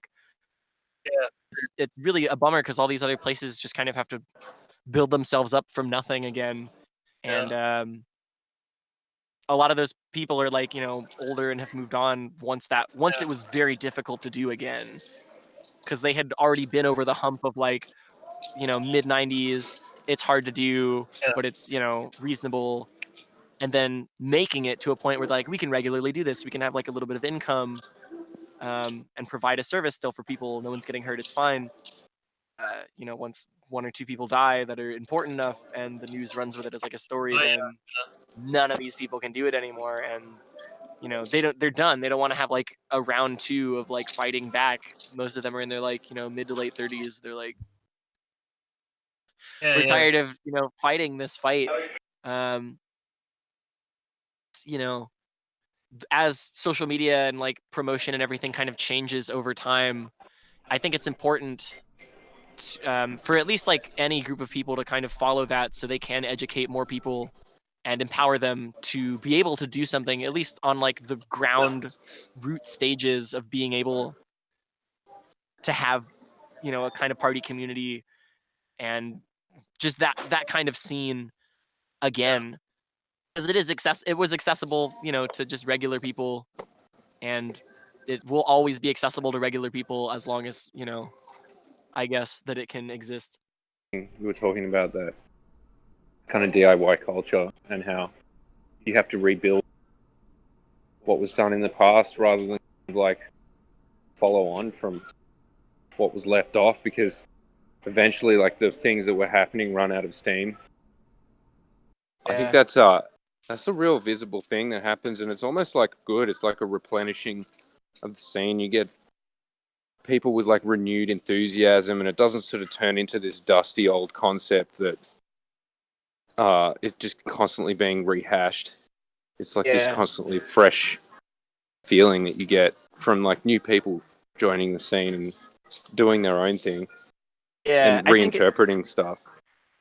I think it is really cool. Like, I'm really glad that I gravitated towards kind of old school stuff, because now it's at a point where it's so old that it's new to so many people, and you wouldn't have access if you weren't like I had described it as like you're so like behind the curve that you're ahead of it. It's just like this circle that's like never ending. So if you're just on the other side of it, you'll be like simultaneously behind and ahead of the curve. Once it like comes back around within like fashion or sound or like anything, because eventually people forget about something for so long that some portion of people miss it. And I think it's really cool within the like LA underground. There's a ton of older people who were there back in the day that still love it so much and still want to be a part of it, and have their lives together and are like family people, and will like go to the parties and still be active in it, alongside all of the new generation of people who are like 16 to 18 and into the same music. And you'll see people get down to something, you'll see someone in their like late 30s singing the same songs as someone who's like 18 and like just found out about it and is just exposed to this huge community that was just like under their nose the whole time. Yeah. It's like a really cool, awesome. It's a really cool, like united kind of culture. The only issue is like everyone uses a different social media, so sometimes there's parties on the same day that like no one knew the other one was throwing, because one was on this and one was like still on Facebook or like whatever like that. Yeah, I feel like that's definitely a thing here. It's really competitive with those like slightly larger ones, slightly larger doofs we call them, or raves. Yeah, I mean it depends like what social circles you're in. You'll be going to one, and then you'll realize that some of your friends are going to another one on the same weekend. And it's almost like intentionally done so that there's this like heightened competition on what's cool, on what you should be going to. Yeah. I usually try to like, I try to like hit up all the promoters and ask like who's doing what on what day if I'm going to scope out a date. I remember previously the first wave we threw, I had announced that we were going to do it. And one of my promoter friends was like, he hit me up. I got like a phone call immediately, and he was like, "Hey, you need to change your date of your party, please. It's on the same day as our other thing." And I did it. I remember we changed it, but we had to reprint all the flyers. So the other promoter like paid for our flyer reprint, because he was like, if we just have 2 parties on the that's same awesome. weekend, like one on a Friday, one on a Saturday, then everyone's gonna go to both. And like, you know, if people like come to town to go to one, they're always there for like the weekend, so they want to know what like other parties are going on. Versus if you have like 5 on the same day, a kind of peppered audience. To if that's you have well like one played. on a Friday, one on a Saturday, or like one on a Sunday, then all of those parties are just packed. So the communication is definitely key, and like something that everyone. There's a way that you can turn it around and make it actually more successful because you're like queuing it up to coincide so that people have a kick on or like another thing to go to. Yeah, yeah, not it's just definitely competition. powerful. There's another like big party that they do big parties in clubs and stuff, and doing another one in like February or January, February. I do know that they usually do stuff in clubs because they fly out a lot of headliners and they don't like to take the risk of something getting shut down. Because they're like a little bit of an older promotion crew and they've done the illegal thing for so long. They're kind of like, like we just want to bring out who we want to bring out. But that also opens, if someone announces that enough ahead of time, it opens the possibility of you throwing like another party the day before or the day after, and absolutely getting that like whole audience essentially at your event as well if you throw something similar. So you can just kind of like heighten it. Yeah, And kind of strategically plan it, because also like if a lot of DJs that you like are coming to town to attend the other thing, you can like strategically kind of play it and be like, oh cool, I can throw a party the day before, and you know, I can pay them, but I don't have to plan their lodging and I don't have to plan their flights or anything. They're already going to be in town. It just gives them something else to go to, yeah. Yeah, and like show off their, you know, skills and everything. Like if people who are attending the other rave are playing the one the next night, they're gonna promote it at the big rave, and all their friends are gonna like go even more to that kind of thing, which is a lot better because I do remember a lot of people in the '90s said that like if there was a competing crew, they would like try to call the police on them or like something like that, and now it's like. Just it's so united because I think for like America it's a very like class kind of united thing, so it's like us versus them, like the smaller lower class middle class artist community versus like the police and the establishment. So no one's gonna like call the cops on the other artist thing because we all want the same thing. We all want the same like large crowd of united people going to all of our parties and like yeah, it is really cool. I'm really like lucky and glad that I do live in LA where it is very like prevalent and easy enough to do. Like for when I started putting out mixtapes and stuff like that, I thought no one was gonna buy them. It was like something I did for fun. And I think at the first party I walked around with a mixtape box in San Francisco like 2 or 3 years ago, and I sold out of 80 tapes at the pre-party, and I had like none left for the other one, and I was like, oh my god, like everyone needs to do this. Everyone should be doing this. This is the best.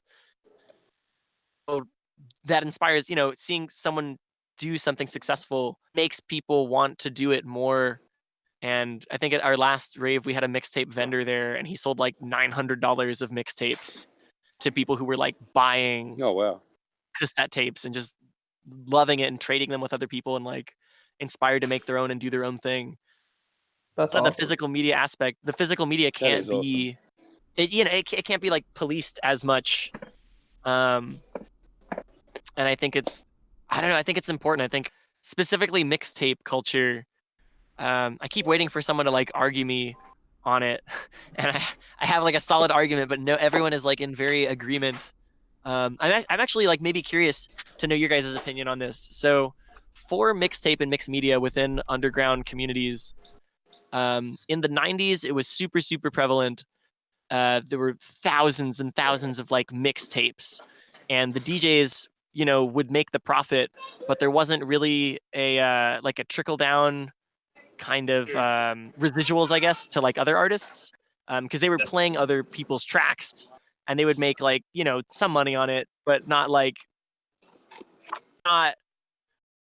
the equivalent to like putting out a mixtape in like Best Buy and like every like Blockbuster or Best Buy or something somewhere.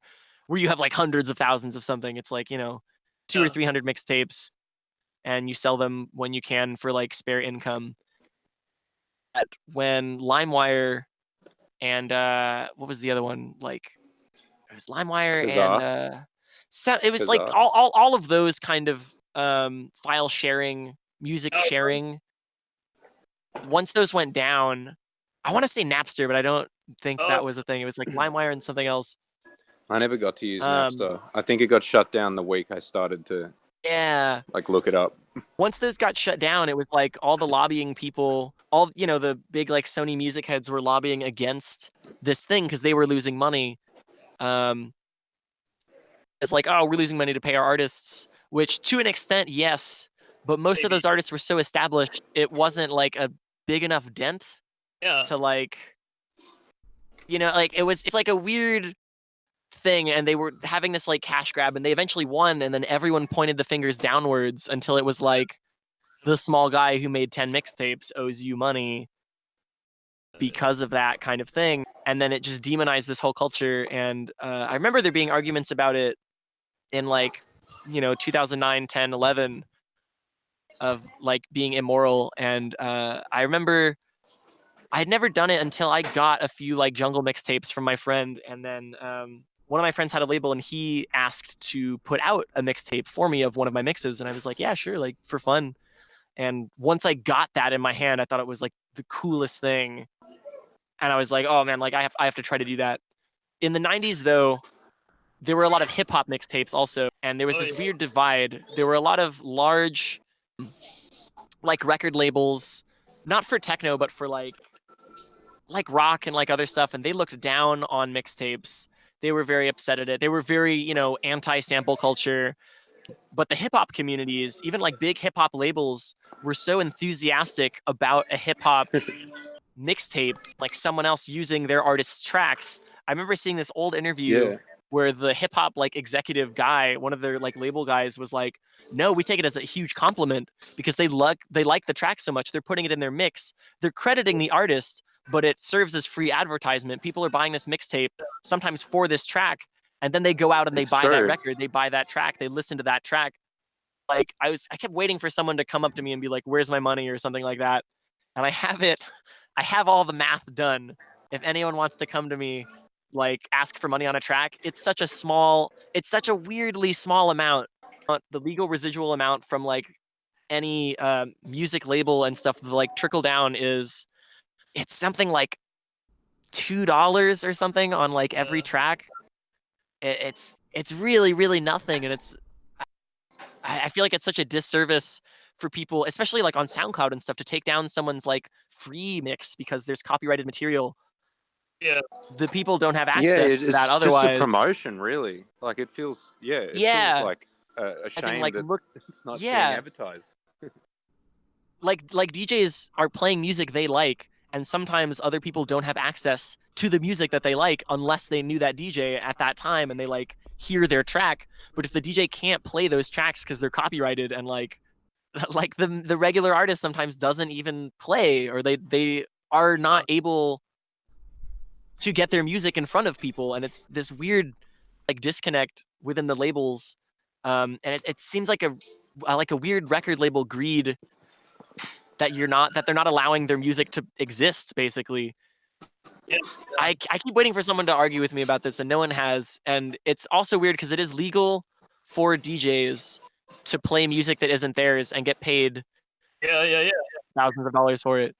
Like I remember doing the math on like Darren Styles gets paid like 10 grand or something per gig, and if he plays like X amount of songs, it's like $600 per song, and versus like a mixtape where that's like the whole profit. Yeah. And then that artist can like, make more tapes, make more stuff. Stuff like that. It's just it's really bizarre. And I want to encourage more people to make more mixed media and like take the risk of selling them. I don't know, just as like a small like monetary income, so they can like also make more tapes and more CDs and more things and merch and like expose people to the music. Cool thing. It's never something I've really gotten into, mixtapes and things like that.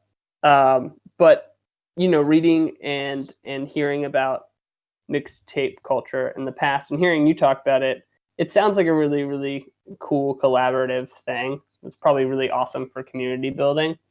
Yeah, and also like and if you have if someone is paying for your product, I mean, it's not like tons of money, but you get like $5 or $10 or something from the tapes, and it costs you like $3 to $5 each to make them.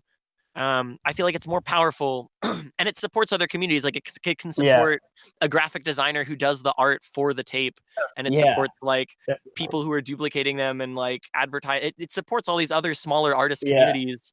I feel like it's Within weird that, because, or a lot of people that I have known who have been critical of, or who would be critical of that type of thing, are also like 100% on board for, um, oh gosh, what's the big streaming service? Spotify and stuff like that. yeah, Where they're like, oh, I can't believe you like did in a bootleg remix of something. But oh no, it's cool. I'm just gonna like listen to my favorite artists on Spotify when Spotify is doing hardly anything for yeah, artists, and it's actually creating kind of a system that buries a lot of artists. So that kind of sucks. But yeah, yeah, as far as like the mixtape thing goes, that's actually really cool and inspiring. And I feel like um, I don't know, the thing that's really resonated yeah, talking with you is just um, kind of like building these connections. I think the analog nature of like mixtapes and also just kind of like the personal. It's like assembling like an outfit or something like that. Like yeah. you take The these same other with things that maybe like you didn't mixed create. CDs or like mixtapes and like anything. You have more time and effort, even just to like pay someone else to like, for like art and assembly and all this other stuff. If you don't want to do it like extreme DIY, you can do that, and then people, it's like so much like more powerful to receive that or just to Yeah, have that within your field of like reference or vision than I don't, like then it's getting like a regular silver CD with Sharpie on it. Like yeah, that's so much more likely to be thrown away and forgotten, even if there's something super cool on it, just by yeah, like a lot yeah, of definitely. people versus some weird art like artifact that you can have Yeah, from this party like that like collecting remembers like, Pokemon oh, I cards. got this tape, I got this CD at this party, this is of this artist. And that artist doesn't lose money because they're able to put time and effort into something Yeah, collectible, and also it's like a collectible advertisement for other people. And I don't know anybody that like listens to a full mix and is like, wow, I'm so glad I have this full mix because this one song's in it, and like I don't need that one yeah, song. I just, glad I have the whole mix, the whole hour. Like you're gonna obsess over that song and be like, what is that? What's that one track in that album? And you go find that track and get it and explore that artist. yeah. I think that's kind of the disconnect is maybe some people only look at it as a very kind of linear transactional thing, like buying music or streaming, paying to stream music. But I Yeah. don't think they look at the advertisement value and kind of just like um, getting these tracks out there and appreciated. I feel like a lot of what you do as a DJ, you in particular, you find um, vinyl that people probably would have never heard again, Yeah. um, and you put it out there for people to continue to appreciate. Yeah, I and I feel like like to as be an I try to be, artist like, or transparent musician, about that too so people can yeah, find anything they want. Because I just want it yeah, I one of think these that's really days, important. I do Is wanna, is like, like, digitize all the records that I own, but it's extremely Oh yeah. difficult because it has to be done in real time, and it's like I remember doing yeah, the math last year, February, and I was like, "Cool, if I don't stop at all and I rip every track, and it's an average of this many tracks and this many minutes, then I will be done if I only sleep 7 hours every night." And I was like, I wish that was feasible, like, to actually just plunge and do.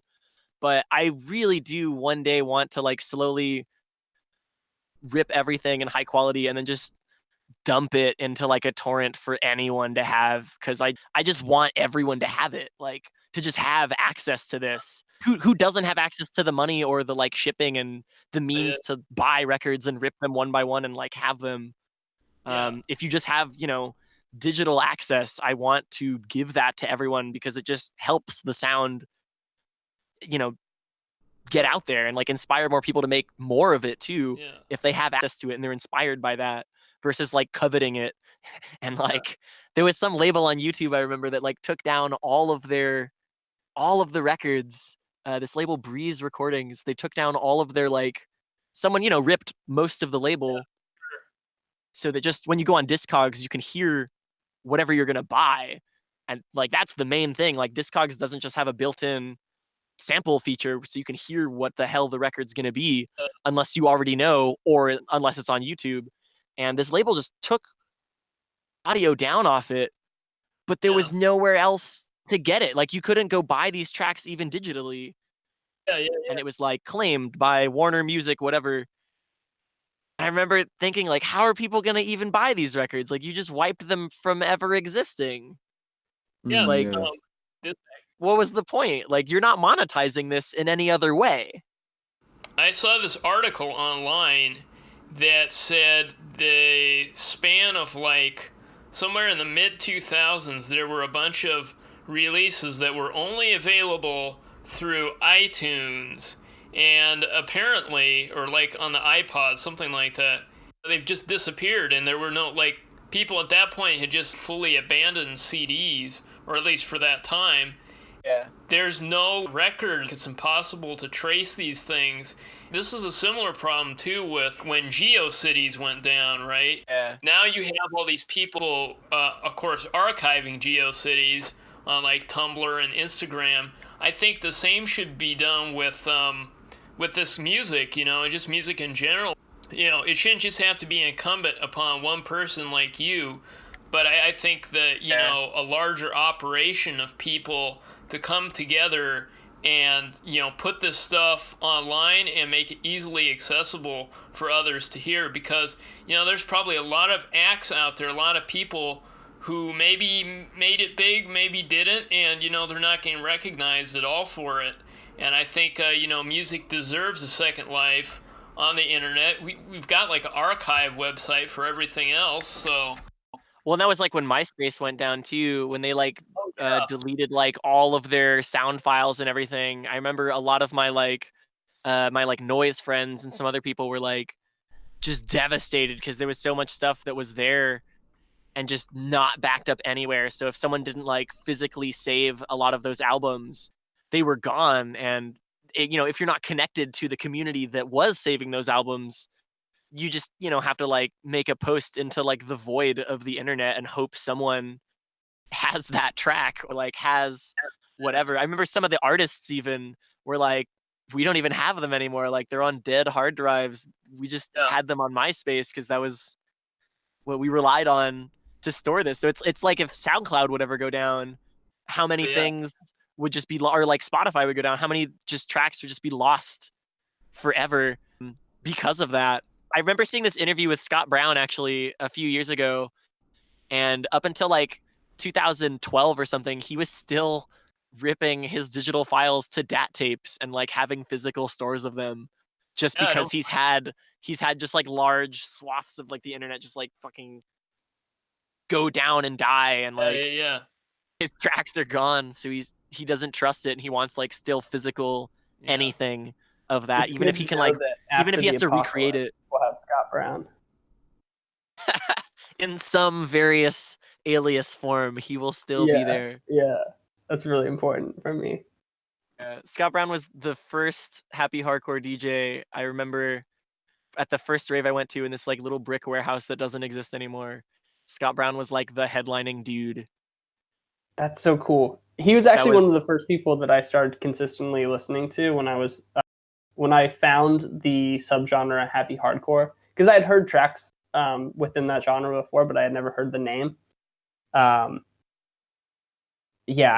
listened to him a lot, and so I would always say his name. He's a super funny, crazy dude. That is. Have you seen that? There's like a a YouTube video of this documentary that it was like a really low budget documentary thing where it's just kind of a camera following him around and him talking about like his old neighborhood and stuff. Is it the Blue Room one? Because I've seen one where he's like in his It might studio and be. they like kind of do a little interview. I remember he's good friends with like a bunch of my buddies, and I know him. Awesome. He's for sure like a very pinnacle of like early hardcore techno type scene, and he's just like unapologetically him very much still. I remember at HTID in the Sun in like Europe, he was like banned for some years because he just got like wasted and he like kicked the air conditioning unit out of like some high rise hotel he was in, and it just like destroyed some parked car, and they were like, hey, you have to pay for it, and he was like, ha ha, ha no. And like just like wouldn't. And I remember seeing this image of him when they were like, Scott Brown, public menace, and it was like a photo of him with like his tongue out sideways, and he had like his thumb through his like jeans like zipper pants, just like, ooh. And it was like, and everyone was like, yeah, that's what we expect. How did you not expect that from like from some of these guys? That's 100% like my image of him. He's very much that dude, and a lot of these guys are just like that energy still, and they just still have that kind of like crazy vibe. There's this one dude I follow, DJ Pastis. He's this Spanish Machina DJ, because there's a lot of different like happy hardcore genres, and like subgenres, and there's like classic like UK happy hardcore and like happy gabber, gabber house, and like all this other kind of like things. And then there's Spain had the same idea. They called it Machina, and that just means machine in Spanish. It was like either hard house or it was like, you know, fast kind of like happy hardcore, but it had like a really unique kind of sound to it. I want to say it's kind of like a fast, hard trancey sound. It's like maybe like early freeform happy hardcore, but still it still has like the bounce and a lot of the like fast looped vocal samples from like hip hop. Yeah, sure. It's like kind of funny because all the European guys were so obsessed with hip hop, they just sampled and looped all these hip hop records in like all their tracks. And forever ago, I never had like thought of it as the connection as like, oh, they're like just really huge fanatics of hip hop, so that's like why they're doing this. But for the Machina DJs, they definitely have. There's like this one DJ Pastis, and I talked to some other UK guys about it, and they were like, oh yeah, he's just like that. He's like this grungy, balding, short guy. And whenever he gets on the mic, he's like, familia, like super like grungy. He looks like Crazy Frog, like like for real. Like he looks like a real grimy dude, and he's just so like, the way he mixes is so awesome and like clever and sick, and he digs so hard. There was these two DJs, Pastis and Buenri, and they would both just dig so hard for like obscure, weird stuff that wasn't used as hardcore, and they would like play it faster and it would sound exactly like hardcore, and they would make some like weird B-side Eurodance song into this iconic club hit just because they'd play it at these clubs, and then everyone would know it and everyone would buy those records because they played them, and like not even for like the reason that they were made basically. But he does like weird, like, yeah, just like this weird, grungy, sweaty man who's like, I think he has an Instagram, and it's just like photos of him like showering and like smoking and like being weird. I found him on Google. He's the dude, man. He is a grimy fucking dude. Your comparison to Crazy Frog was pretty apt. Yeah, he's like that. But yeah, he's just like never stopped being that dude. He always just looks like some weird crazy guy in headlights and acts like that in all of his videos. He is a crazy dude. Yeah, he's just got like the energy. He's got the like super. I'm like looking at photos of him, like, yeah, he is the crazy dude. I'm like distracted, but he's like, I have a face of him that's like a reaction in like this other like Discord server that I'm in. It's the Costas reaction. Let me like see if I can put it here. It's just like, Oh, so good. Yeah. Oh, and It's he's just like he'll like lick the records and just be like this crazy, energetic like and like gets the crowd going insane, and he'll like Yeah. put That's out his amazing. like cigarette on a record and just like go crazy and toss shit. And he's like the weird Spanish version of Scott Brown, I feel like, that's Yeah. just like never grown out of that thing, always has been into that music and into that energy and that vibe. No.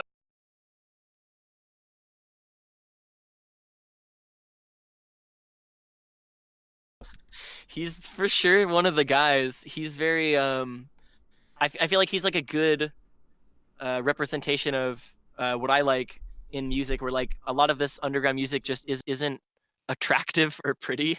Yeah. And I feel like it's kind of important to have these really passionate people Yeah. Absolutely. you being this like ugly gremlin dude. It makes it like cooler and also like important. Like it is like an accessible thing. Like everyone can see themselves in this like gremlin-y dude who's just so passionate and into this music that it makes it more accessible than like the very like pretty, polished, good-looking, young, fit DJ guy. Is like you need that like hunched over, like living in a caveman that's like just collects records and is like doing that, like the scary wizard of underground hardcore. Yeah, you know, this is interesting because in the last podcast I did with rapper Lord VZA, he was talking about how in the metal scene, there was this group, I don't remember, I think it's Emir or something like that, and basically one of the reasons that they didn't get popular, or kind of a reason, was their image, because a lot of them were like middle-aged or bald, and then like Asking Alexandria, another band, because those guys were super good looking, they got a lot of attention, even though the other band was, better. Yeah.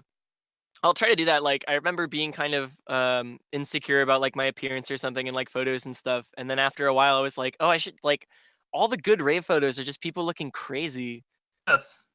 And that's like the vibe of the moment. So, and all my photos, like I'll just try to look like whacked out and like crazy. And that's like the vibe of the moment anyway. And there's like some party crew that hit me up and they were trying to get a photo of me, and I was like, pick whatever. And they were like, we can't find something that's not like insane. Like they were trying to find something that was like attractive and serious, and everything I gave them was like the most outrageous thing that they did not want at all. I think they just like didn't use a photo for me in the end. They were just like, "Is his name?" Like, that was like kind of it. But I think it is important, especially in underground stuff, to have people that other people can connect with that are just very like not conscious of their appearance because they're just so focused on the sound. It's cool. I think that's really important. I feel like that's kind of been lost with like social media to an extent, has kind of made people focus more on like branding themselves and putting, their best foot forward. But I think, and also I feel like in the past, like maybe over the past decade, there's like this interest in it's kind of a gatekeeper underground where like they don't want certain people in their scene. They don't want anyone who isn't like beyond a certain level of cool to listen to their music. In LA that's a definitely prevalent thing.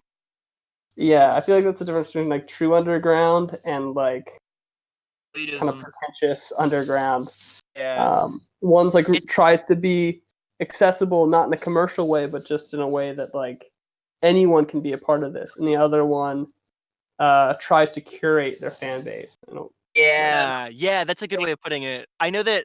So for a lot of like the kind of Instagram-y rave stuff that's in LA, we have like this weird like splinters of like a bunch of different really popular, really large rave kind of communities that are doing a similar thing. but just kind of like around each other. And a lot of the like weird Instagram parties that I have been to have kind of that vibe, but I'll always try to go and promote our stuff there, because then people will come to our parties and hopefully feel like more inclusive or like in a different way. Yeah. I remember the last party we threw, there was like this big rave, and I think it was like Internet Girl's birthday or like something weird like that. And we were like, like whatever, like that's not gonna affect us because we have the like misfits. We have like the warehouse of misfits that are gonna come to our party. And Sure. I remember like one or two influencer people like ditched their own party and showed up to ours like incognito in like a trench coat and like had a really fun time. And they were very shocked because no one was on their phones, and it was the people who kind of showed up and were like, anyone who was going to try to show up like that, it wasn't really the environment for that. Yeah. So Yeah.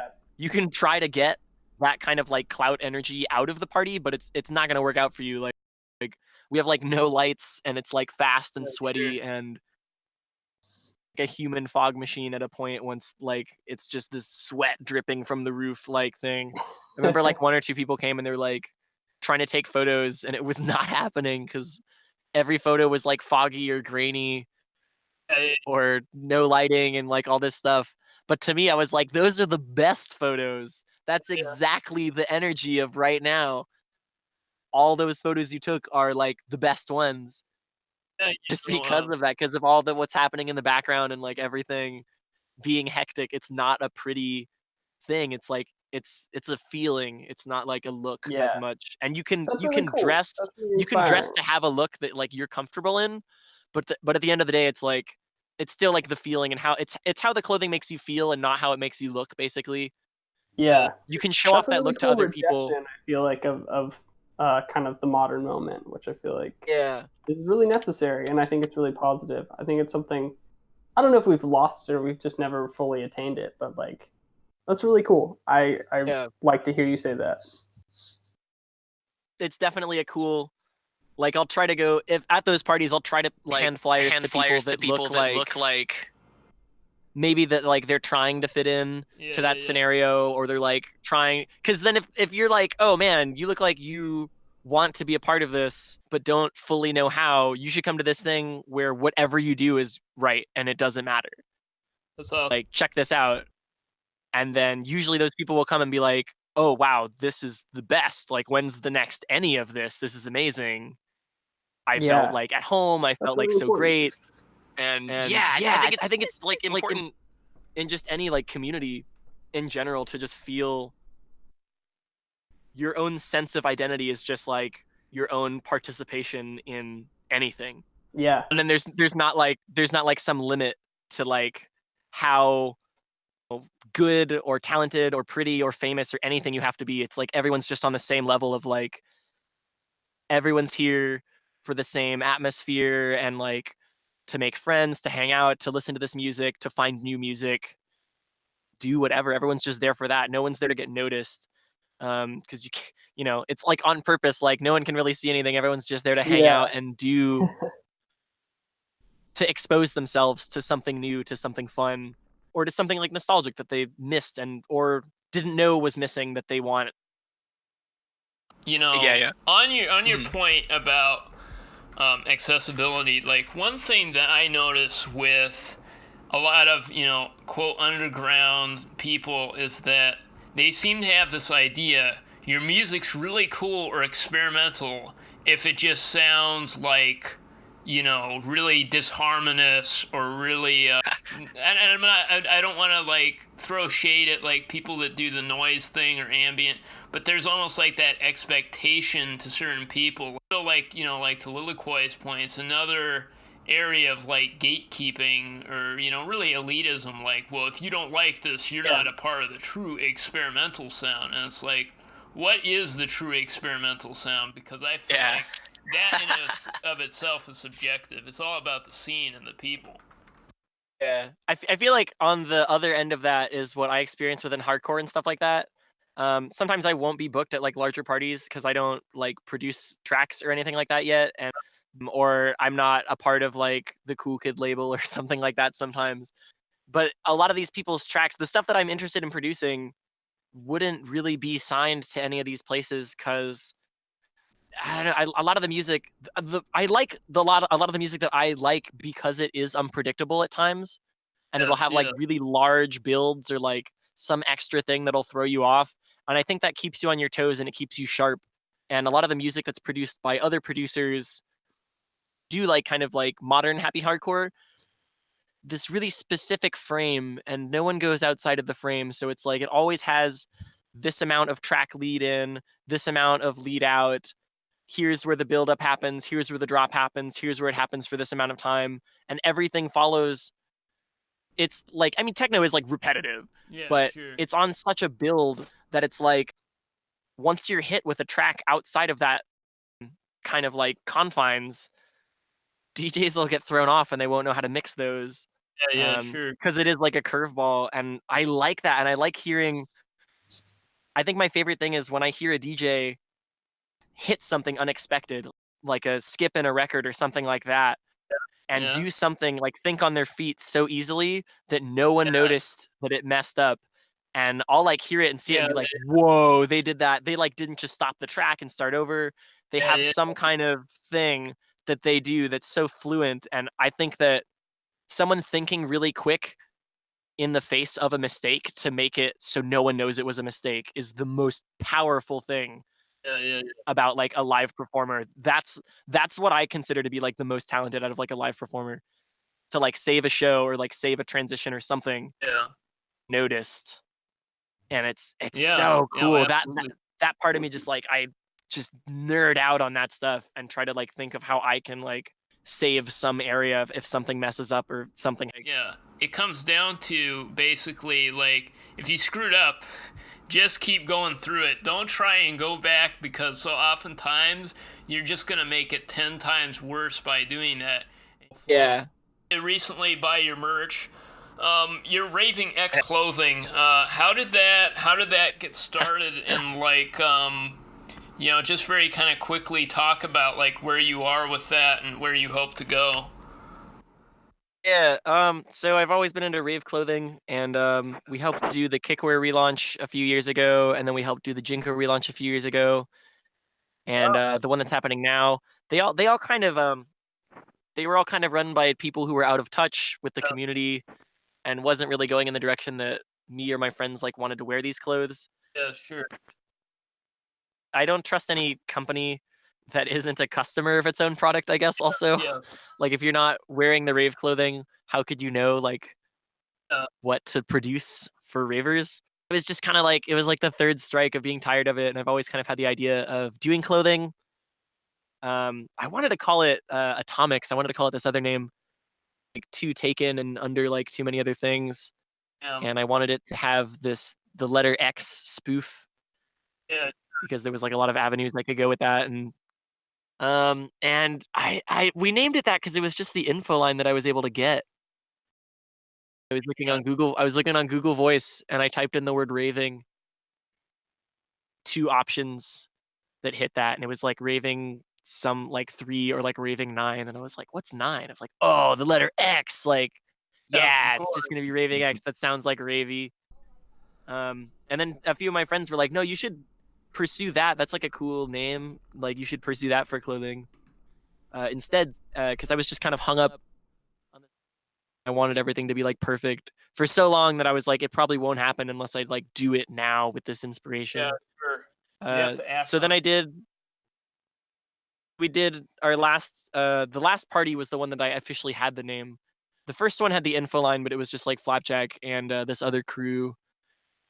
We did the party Tunnel Vision last October, and then we did this party in June. And that was when I first used the name Raving X to like kind of snowball it and like in people's minds and in ravers' minds and kind of get that out there.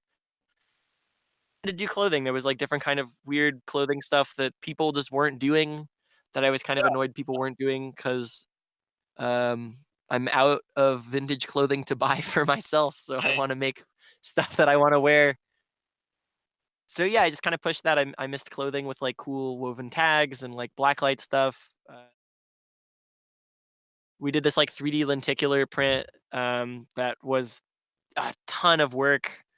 and it was like theoretical, and I had to like get these PVC patches made in China and shipped to me and then shipped to Mexico, and they made a dye for it, and then they like it was this like whole huge process. But it was really important to me again to keep these really accessible, like a lot of clothing that has similar aspects where it's like 3D or tags or something, and it's very inaccessible to the artists who make it. Exactly. You know, 70, 80, $90 for a shirt, $150 for like a hoodie. And I don't want to make anything that 16-year-old me wouldn't have been able to afford, because I've been there and I've always wanted all this stuff when I was 16, 17, 18. So yeah, I don't know. I just want all my like long sleeves to be like $40, and like even in a really cool short sleeve, like $30. Well, I want to make goggles next. That's the next thing we're doing, like some test runs and stuff of. And again, like $10 or $20 or something at the most, but they have to be like, you know, inclusive and everything. And I want to do rave pants hopefully like by next summer. It's nice. Because all the people that are doing rave pants are charging too much, and like Oh yeah. in the like $60 to $80 range at the most. At the most. I know how much all this stuff costs now. I feel like it's kind of immoral to charge more than triple the amount it costs to make it, because that's a lot of money. Like, I don't know. If I sell all my shirts, I made like 300 shirts, and I think it's like something like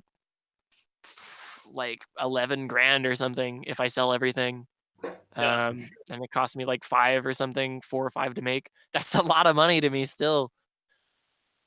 I could make even more, but I feel like that's dumb, and I have so many ideas. I'd rather like sell out fast and then make more and then throw more parties and make more money off the parties, pay all my DJs, make more clothing, and just keep going on that, because it's like lacking. I feel like there's nothing, you know, if you make your product really expensive, you turn into like a Supreme kind of thing. So like if you see the Supreme guy, if you see someone wearing a Supreme shirt, you're like, oh, you have like money, you like paid a lot of money for that.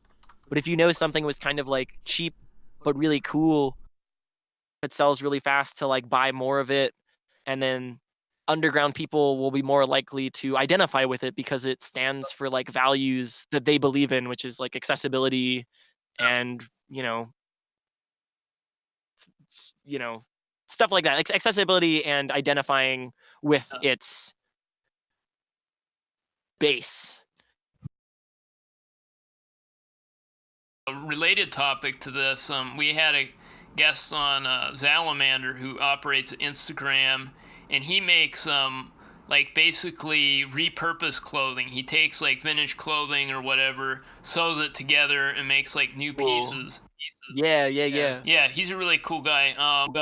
My friend Angel and like a few other people do that, and I think it's really, really cool and like really important to do that as well.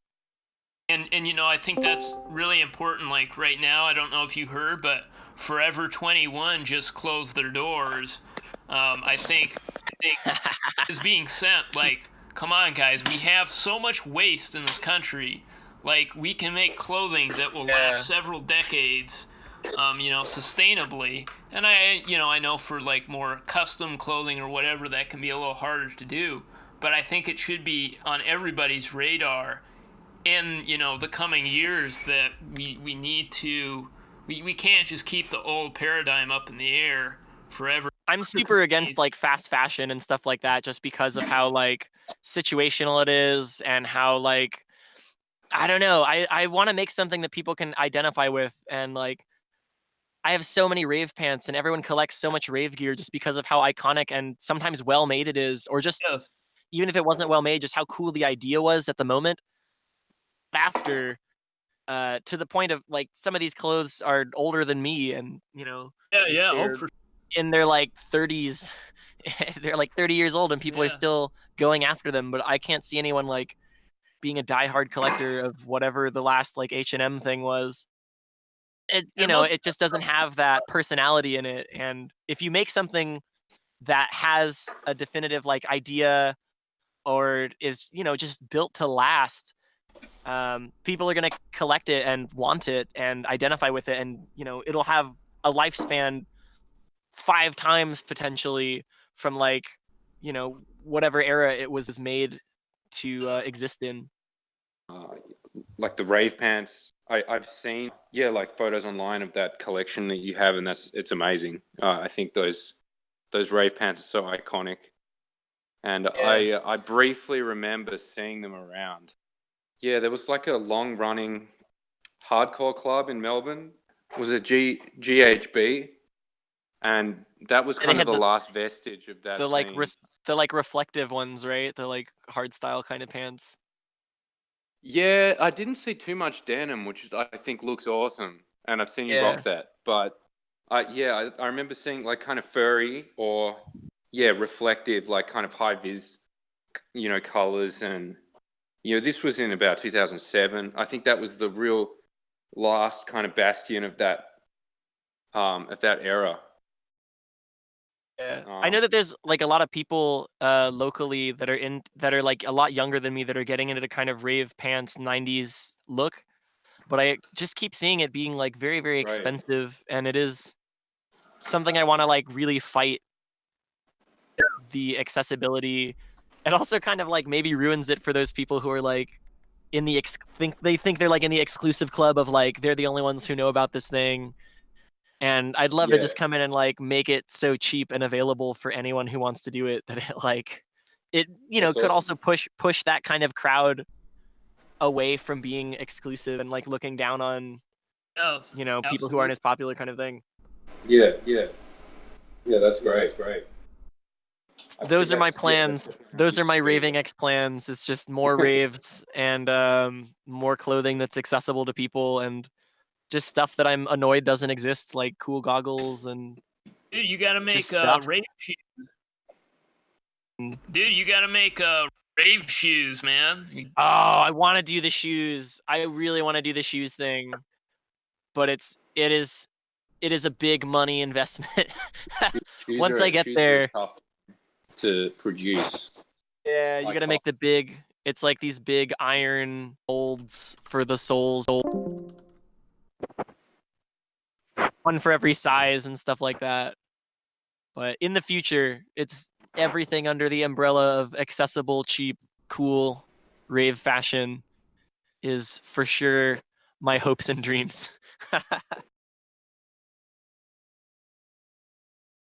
All right. Well, I think we've covered a lot of interesting topics. You're a really cool guy. We'll have to have you on sometime in the future again with another guest or something. Yeah, I'm definitely down. Like, I could continue even longer, but like I have to go. Is there anything you would like to shout out? Any artists that you follow, your stuff, your fashion? Yeah, you could. We're gonna have a website up for raving.x.net eventually, hopefully soon. But the artist that's working on it, I only trust him to do it, and he is on equally of an artist's schedule. Yes. Yeah. So it's a very long going thing. Yeah, I don't know. I'm playing at these two parties the next 2 weeks. These two, God, I don't even know the name. I know there's like a weed rave in October. I don't know if this will be edited and posted in time. There's like raves coming up. There's always raves coming up.